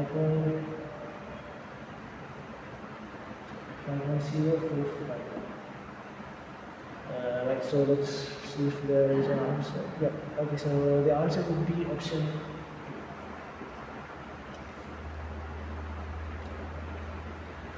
So let's move on to the 30th question.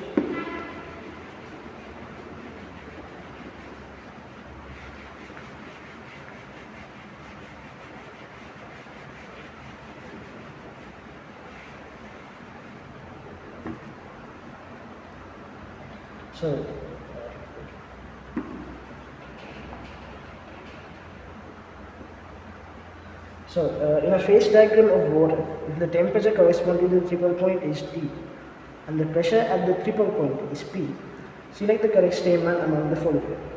So, here a phase diagram of water is considered. So, if you were to draw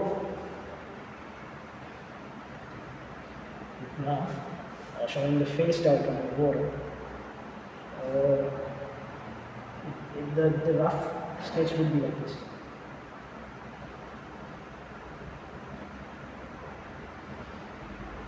And this would be considered as the triple point.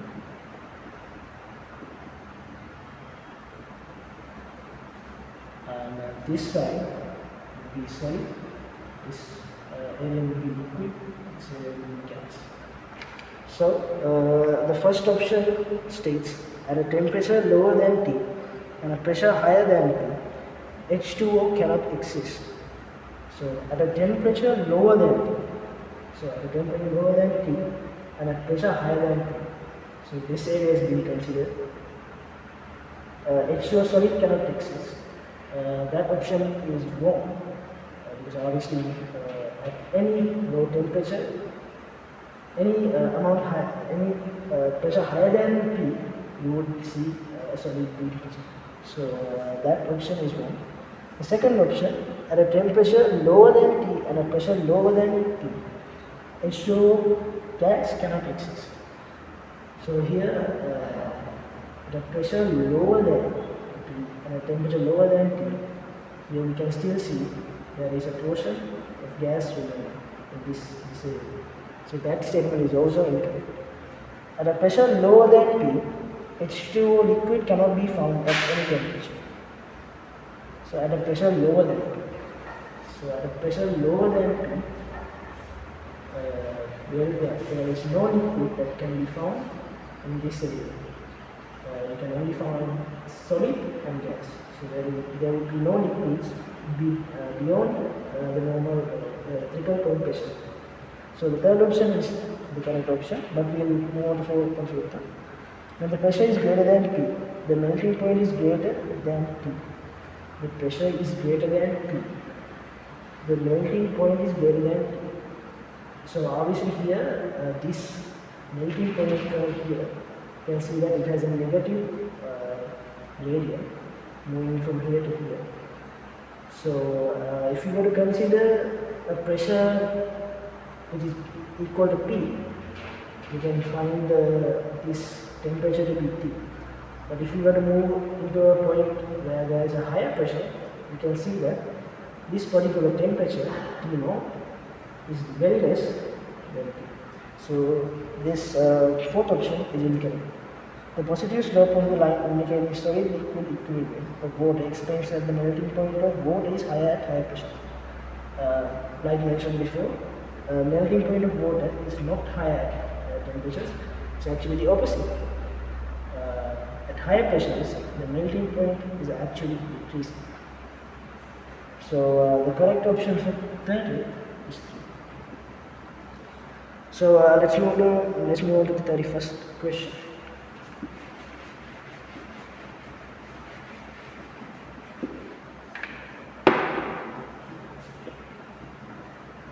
So in the 31st question, it states that which of the following methods can be used to distinguish between CH3CH, CH3H3, which is ethene here there's a double bond, and CH3 C triple CH3C CCH3 is with a triple bond here. So the two molecules here are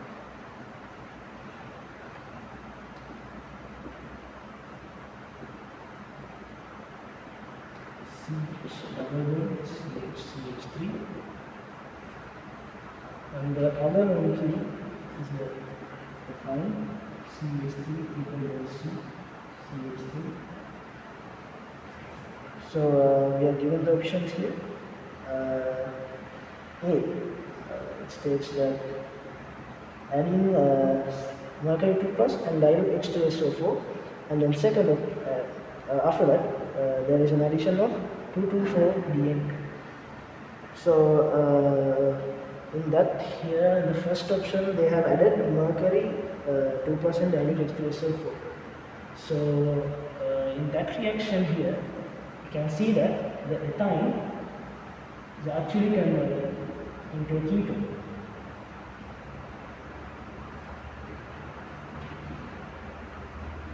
This will be the following molecule.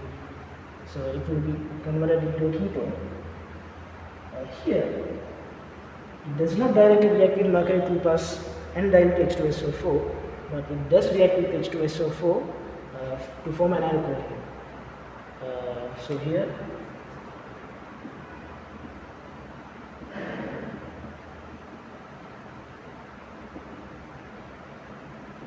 alcohol is formed due to the presence of dilute H2SO4. So in the second step they have added 2,2,4-DNP, and so we can see that here the ketone reacts with 2,2,4-DNP forming an orange precipitate, but obviously alcohols do not react with 2,2,4-DNP. So the A option can be used to distinguish between these two molecules here. So that option will not be the incorrect option.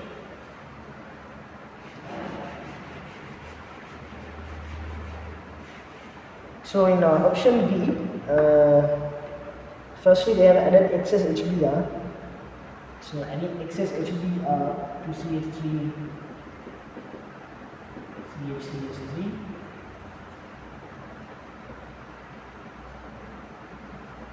So adding excess HBr both produces alkyl halides. So here H2 CHBr is produced. Here CH3 Br CH2 CH3 is produced according to Martin-Cross principle. And then they have added alcoholic KOH, which removes this Br and another H from this group here, and the same happens here. So using option B, we cannot distinguish between these two molecules here. So B is a correct option.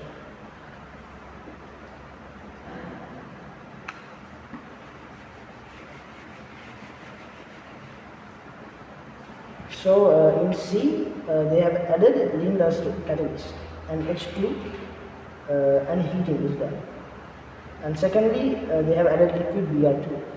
So Linda's catalyst will be palladium with palladium sulfate poisoned by chlorine. So here CH3, CH, CH3. In this particular moment does not react with barium sulfate and stays as an alkene, but CH3 will be produced into CH3 and produces the same molecule as this.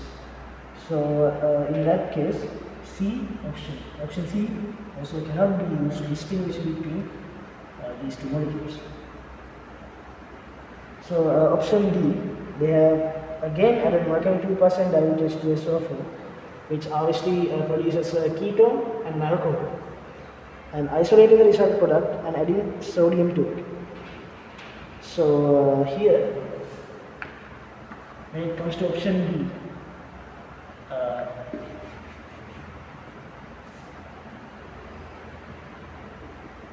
this produces an alcohol.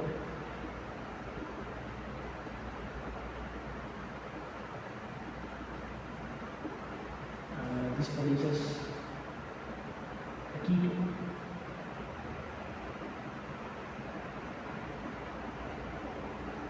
So here sodium is added, and the only molecule that reacts with sodium here is the alcohol. So here CH3 and OH, CH2 is the only molecule that reacts with sodium to give out H2 gas. Obviously ketones don't react with sodium. So D also can be used to distinguish between alkenes and alkenes. So here the 31st question, B and C are the correct options. So the answer is. So let's move on to 32.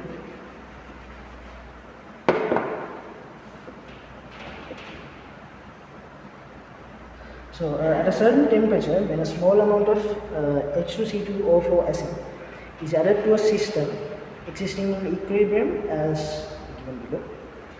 So the equilibrium they have given us here is iron 3+.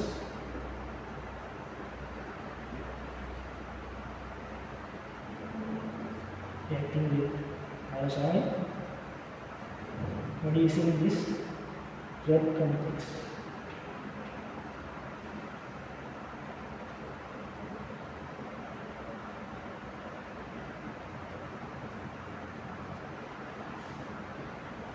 So here this particular complex is a black red complex.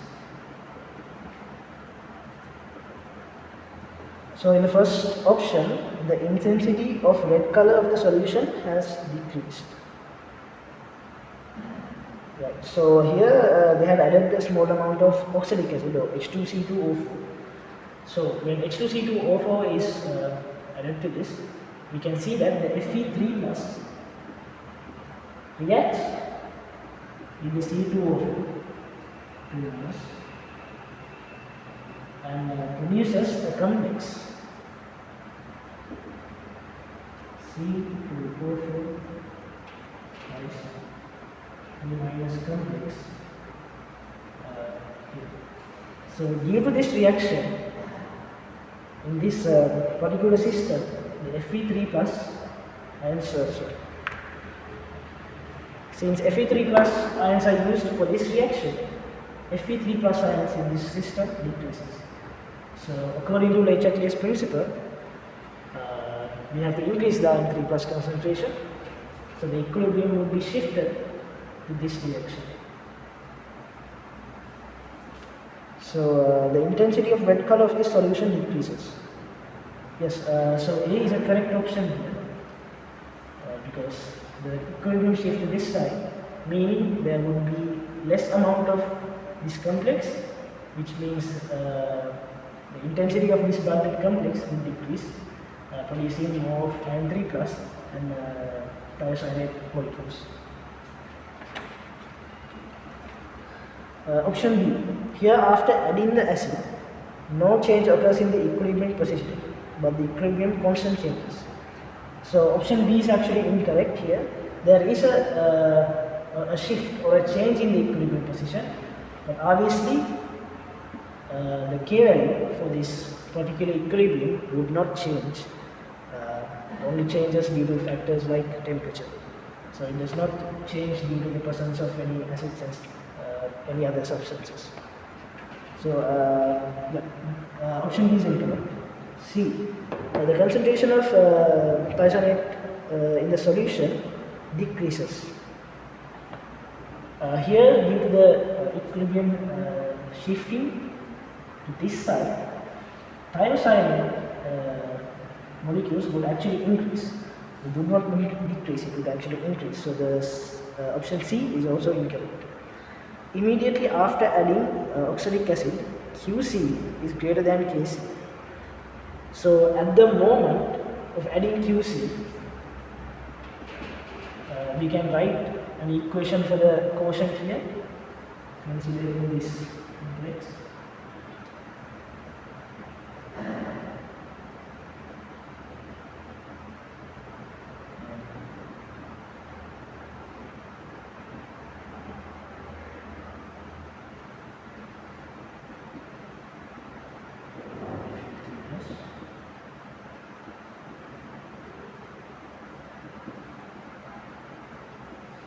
Here we can see after adding H2C2O4, the Fe3 plus concentration reduces.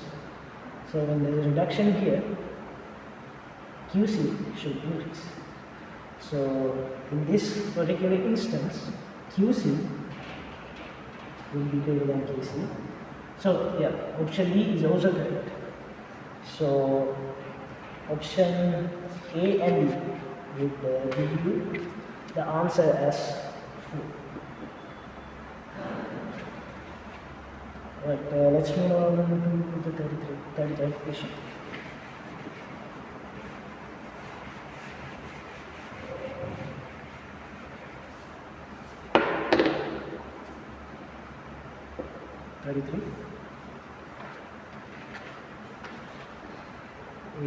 Regarding industrial processes, the correct statements are option A. According to chemical principles, lower temperature and higher pressure are more suitable for producing sodium carbonate by Solvay method. So the production of sodium carbonate by Solvay method, we can write an equation for that particular instance here. Sodium chloride plus ammonia, H2O plus CO2, sodium bicarbonate, we can write sodium chloride. So in this particular equation, we can see that there are more molecules here compared to this one, compared to products. So if you were to increase the pressure here, the system would try to decrease the pressure. So decreasing the pressure would mean that we have to reduce the number of molecules, and the system would favor this side.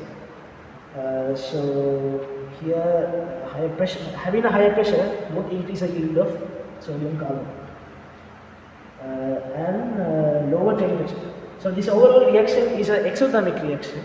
So in an exothermic reaction, to produce more products, we need to reduce the temperature. So here, reducing the temperature of this exothermic reaction will yield more sodium carbonate. So the first option is correct.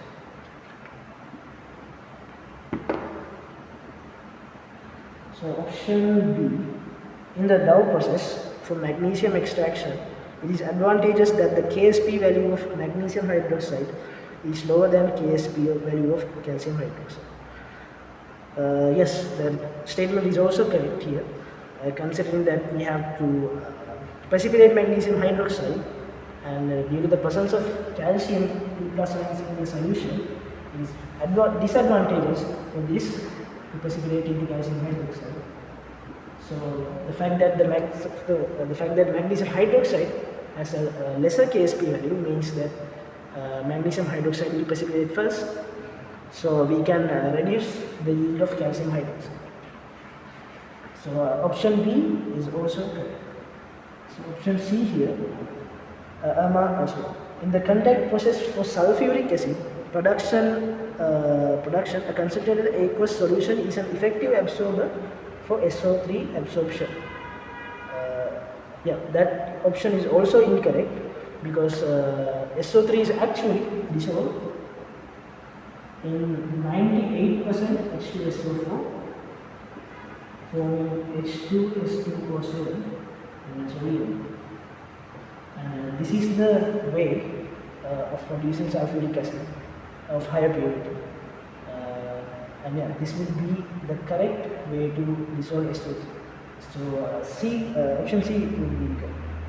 Option D, by using the Solvay process, potassium carbonate can be produced in the same manner as sodium carbonate. Again, option D is also incorrect because potassium carbonate is actually harder to produce by the Solvay process because potassium bicarbonate is way more soluble in comparison to sodium bicarbonate. So the options will be A and B. So the answer will be the first option.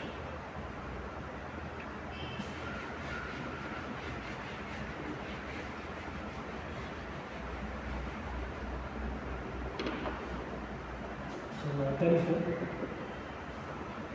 Among the following statements regarding D block elements, the true statements are the ionization energies of the elements belonging to the first series of the D block are numerically greater than the ionization energies of the elements in the same period.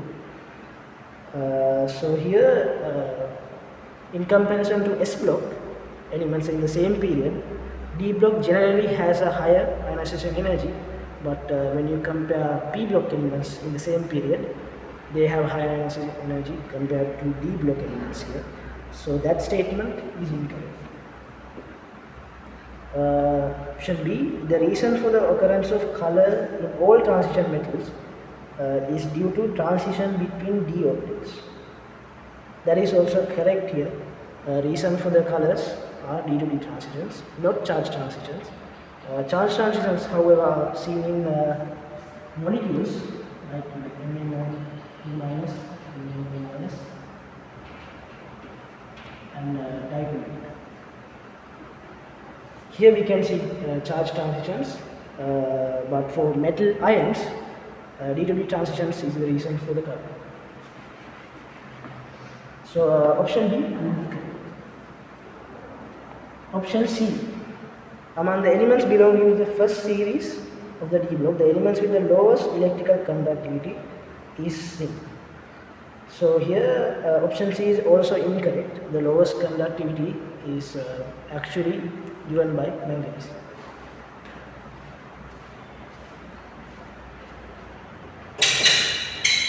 So C option C will be incorrect.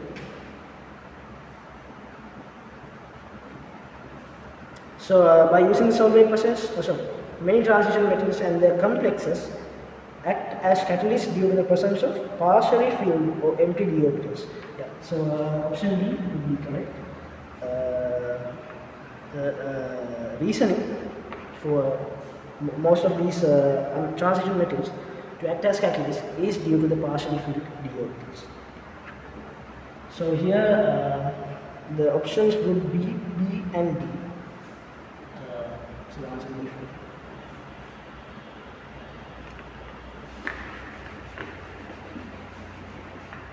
So option 35. Sorry, question 35. Which of the following statements are incorrect? Option E. Alkyl halides can undergo nucleophilic substitution reactions as well as elimination reactions. That is true. It can undergo nucleophilic substitution and elimination reactions as well. The characteristic reactions of alkenes and alkynes is the electrophilic addition reaction, because that is also true. due to the fact that they have double bonds and triple bonds. Electrophilic additions are the most characteristic type of reactions that can be seen in alkenes and alkynes. So both A and B are correct. So they are not correct. So option C, the characteristic reactions of benzene is the electrophilic addition reaction. So that is actually incorrect. The characteristic reactions of benzene is not electrophilic addition, it's electrophilic substitution. So C is an incorrect option.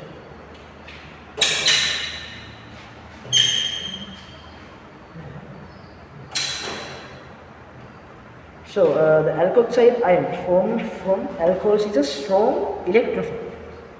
So the alkoxide ion is not a strong electrophile, it's actually a strong nucleophile. So D option will be incorrect as well. So the incorrect options are C and D. So the answer is 3. 36th question. So option A here. So a solution containing two miscible components named A and B is distilled using a distillation flask. Select the true statement or statements among the following regarding. So here, the first option. The composition of the solution containing A and B changes with time. So that option is actually true. The composition of A and B does change with time. Option B. To establish the vapor liquid equilibrium, components with less volatility is a substance to evaporate in the condenser. So here that option is actually incorrect. The component with the most volatility, having the lowest boiling point, will be the substance that will evaporate first. So that option is C. When heating the solution containing A and B, the solution boils at a temperature lower than the boiling point of both A and B. So that is also incorrect. The boiling point of both A and B should be somewhere in the middle here when it comes to the mixture. It shouldn't be below or above A and B. So option B. So distillation is used for the production of essential oils containing eugenol and guanol. So that is also incorrect. Distillation is not the method used. It is actually steam distillation. So option D is also incorrect. So the answer would be 5. Only A.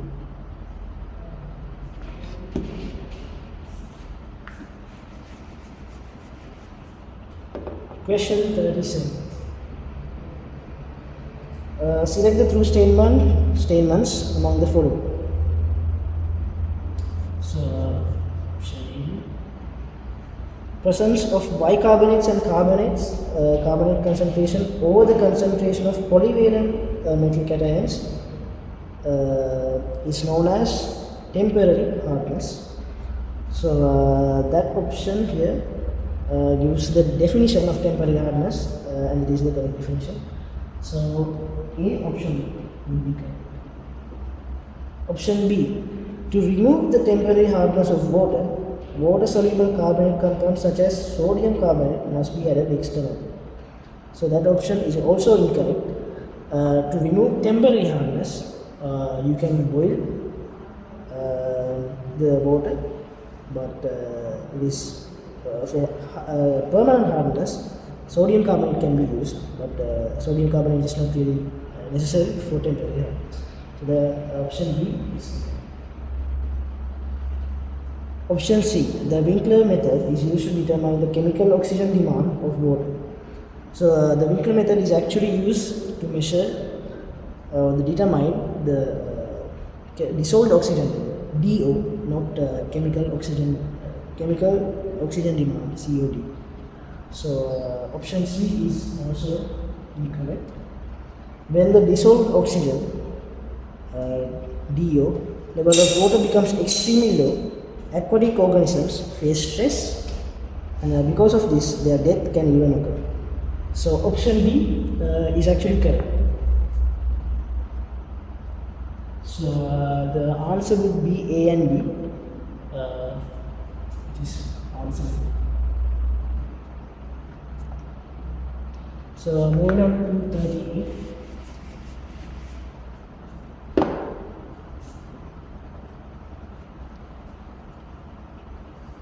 Regarding a first order reaction, the incorrect statement is the first option here. The rate of the reaction is directly proportional to the concentration of the reactants. So here in option A, we can write the rate equation.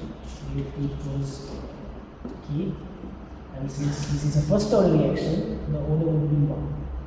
So here it states that the rate of the reaction is directly proportional to the concentration. Considering this is a constant, at a constant temperature, rate would be directly proportional to the concentration of the reactants. So option A would be option B. The units of rate of reaction does not depend on the order of the reactants. So when we consider that here, yes, there is also a correct option here. So rate and the only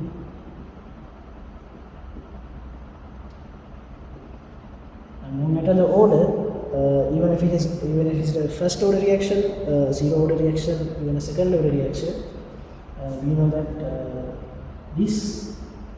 the reactant concentration with a particular order would change, hence K would change as well. And the units of rate would stay the same. So option B is also correct. Option C, the concentration of the reactants varies linearly with time. So here we know that rate would be equal to the change in concentration divided by time. Considering the change of concentration as a constant, you can write it as K divided by T. So rate would be inversely proportional to the time. So here adding this proportionality to this reaction here, 1 over T will be proportional to the concentration of the reactants. So concentration of the reactants varies linearly with time. No, there is no linear variation because 1 over T is inversely proportional to the reactant concentration. So C will be equal. The half-life period depends on the initial concentration of the reaction. In this statement, so the half-life period depends on the initial concentration of the reaction. So half-life period of a first order reaction, we can write this equation 693 divided by K. So this will be the half-life of a first order reaction. And we can see here the half-life of first order reaction does not depend on the concentration, actually depends on the value of K. So option D would be incorrect, and A and B would be the correct options. So the answer would be 1. Moving on to 39.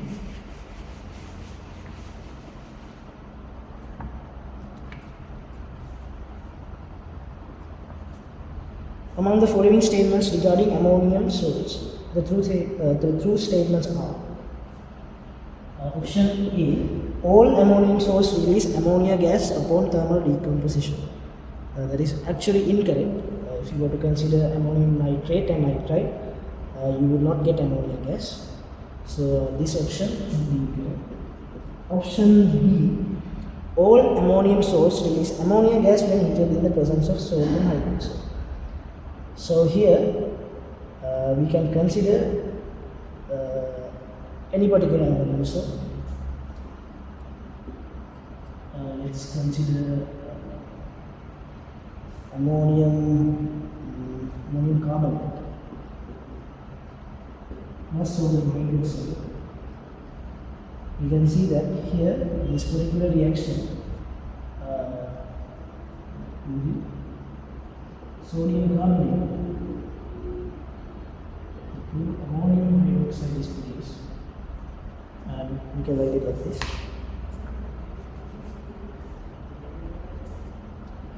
2 ammonia plus 2H2 is produced. So in every reaction between ammonium salt and sodium hydroxide, ammonia would be produced. So option B would be correct. Some ammonium salts release N2 gas upon thermal decomposition. That is also true. Ammonium nitrate produces N2. Option D. To identify ammonium salts, when a glass rod moistened with concentrated HCl is introduced, dense white fumes are formed. That is also true if you want to consider any ammonium salt. Let's consider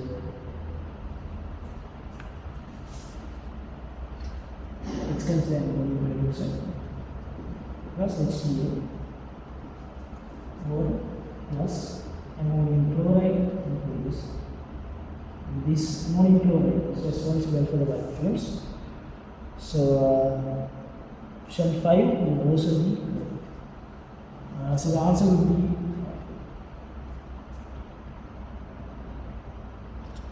so moving to the fourth question.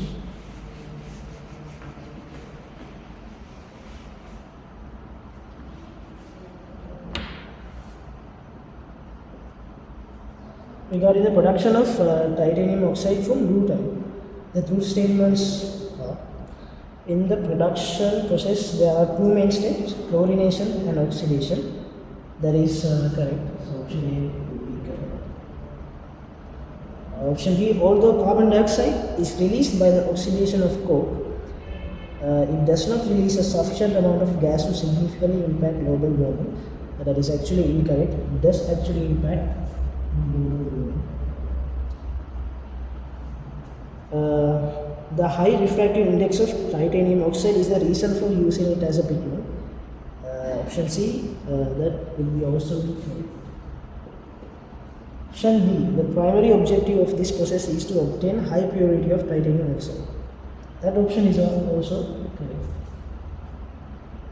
So the correct options are A, C, and D. So answer B. So let's move on to the 41st question. The strength of the repulsive forces between two pairs of lone electrons is greater than the strength of repulsive forces between two bonding electrons. So that statement is true. The spatial orientation of a lone pair of electrons is greater than the spatial orientation of a bonding pair of electrons. And that is the actual explanation for the first statement. So the answer for the first will be the hydration of ethyl proceeds via an enol intermediate. That statement is true. And after the enol is formed, from the enol, a ketone is formed. So the first statement is true. An alcohol is obtained by the hydration of ethyl. An alcohol is obtained. It's not an alcohol, it's actually an aldehyde. Is formed by the hydration of ethyl. So the second statement is wrong. The first statement is true. So the answer would be 3. 43rd. The kinetic energy of an ideal gas sample does not depend on the number of moles. So here we can write K equals divided by 2 90. So from this equation we can identify that the kinetic energy does depend on the number of moles. So the first statement states that it does not depend on the number of moles, so that statement is incorrect. The average kinetic energy of an ideal gas sample depends only on its Kelvin temperature. So the average kinetic energy Thus, we can only on changing the mixture. So that statement is correct. So the answer would be so 44. Nitric acid acts as an oxidizing agent as well as a reducing agent. That statement is incorrect because nitric acid, nitrogen has a +5 oxidation state, so it cannot further oxidize into any other state. So that statement is incorrect. Nitric acid decomposes under sunlight into water and two other colorless gases. That is also incorrect. If you were to consider the actual reaction, nitric acid under sunlight would produce H2O, NO2, and this is a reddish brown gas. So the second statement is also incorrect. So the answer will be 5. So 45th answer. So question: the monomer of natural rubber is isoprene. That is incorrect. The monomeric unit would be cis-1,4 polyisoprene. Normal isoprene is used for artificial rubber. So the first statement is incorrect. The strand structure in the plant Gutta-percha does not show realistic properties. That statement is correct. So the answer would be 4. Moving on to 46. The standard molar enthalpy of neutralization for HF takes a higher negative value than -87 kilojoules per mole. So the actual value for the neutralization of HF is around 68 kilojoules per mole.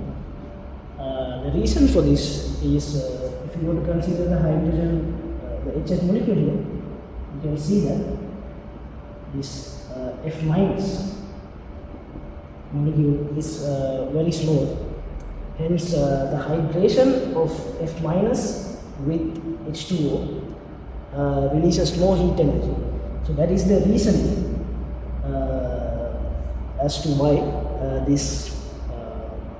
the neutralization of HF has a higher negative value, and this is also caused due to the electronegativity of F minus. So the first statement is correct.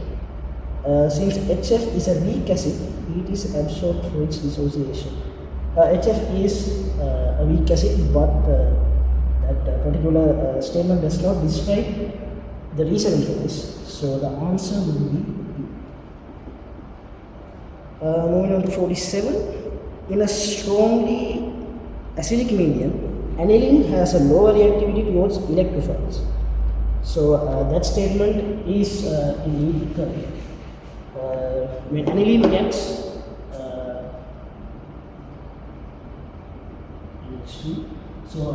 in acidic medium, this aniline reacts with H plus, forming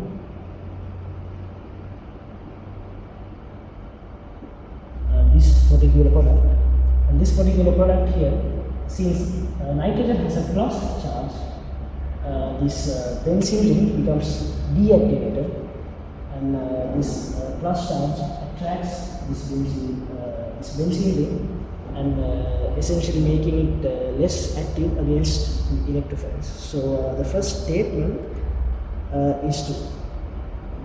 The second statement: in a strongly acidic medium, getting a positive charge causes the deactivation of the benzene ring. So that statement does explain this first statement here. So first the answer will be 48. When an aqueous solution of a weak acid is diluted, the pH value of the solution increases. So if you were to consider the equation pH equals negative √10 H plus. So Here H plus, the concentration of H plus is being reduced due to dilution. So when H plus is reduced, the minus octane value as a whole increases. So pH in this instant would increase. So the first statement is correct. When a weak acid is diluted, the degree of dissociation of the acid decreases. So if you were to consider the Ostwald's dilution theory, we know the equation Ka equals C alpha squared, alpha being the degree of dissociation. So alpha square will equal to Ka divided by C. So C being the concentration,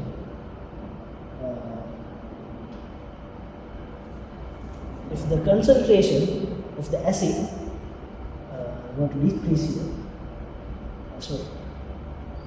the acid is going to be diluted, the concentration of H plus would decrease in the concentration. If the concentration decreases, the degree of dissociation actually increases. So the second statement is incorrect, making the answer for 48. So number 49. The excessive growth of algae in water due to the addition of nutrients to water is known as eutrophication. The first statement is correct, that would be the definition of eutrophication. Second statement, the phosphate and sulfate ions added to water through industrial waste are favorable for growth. Phosphate is definitely a nutrient which is a causant for eutrophication, but sulfate is not one. The other ones would be nitrate and hydrogen sulfide. So the second option here would be incorrect. So the answer would be B. So number 50. Dissolved oxygen in water converts magnesium hydroxide into manganese hydroxide into manganese oxide. So in the Winker test, we add manganese hydroxide to find the dissolved oxygen level. So similarly, in water, manganese hydroxide plus oxygen produces 2 MnO2 plus 4. This is the reaction that happens, and MnO2 is produced. So the first statement is correct. The second statement states MnO2 is formed by the thermal decomposition of MnOH2, manganese hydroxide. So the decomposition of manganese hydroxide actually produces manganese oxide. Does not produce manganese dioxide.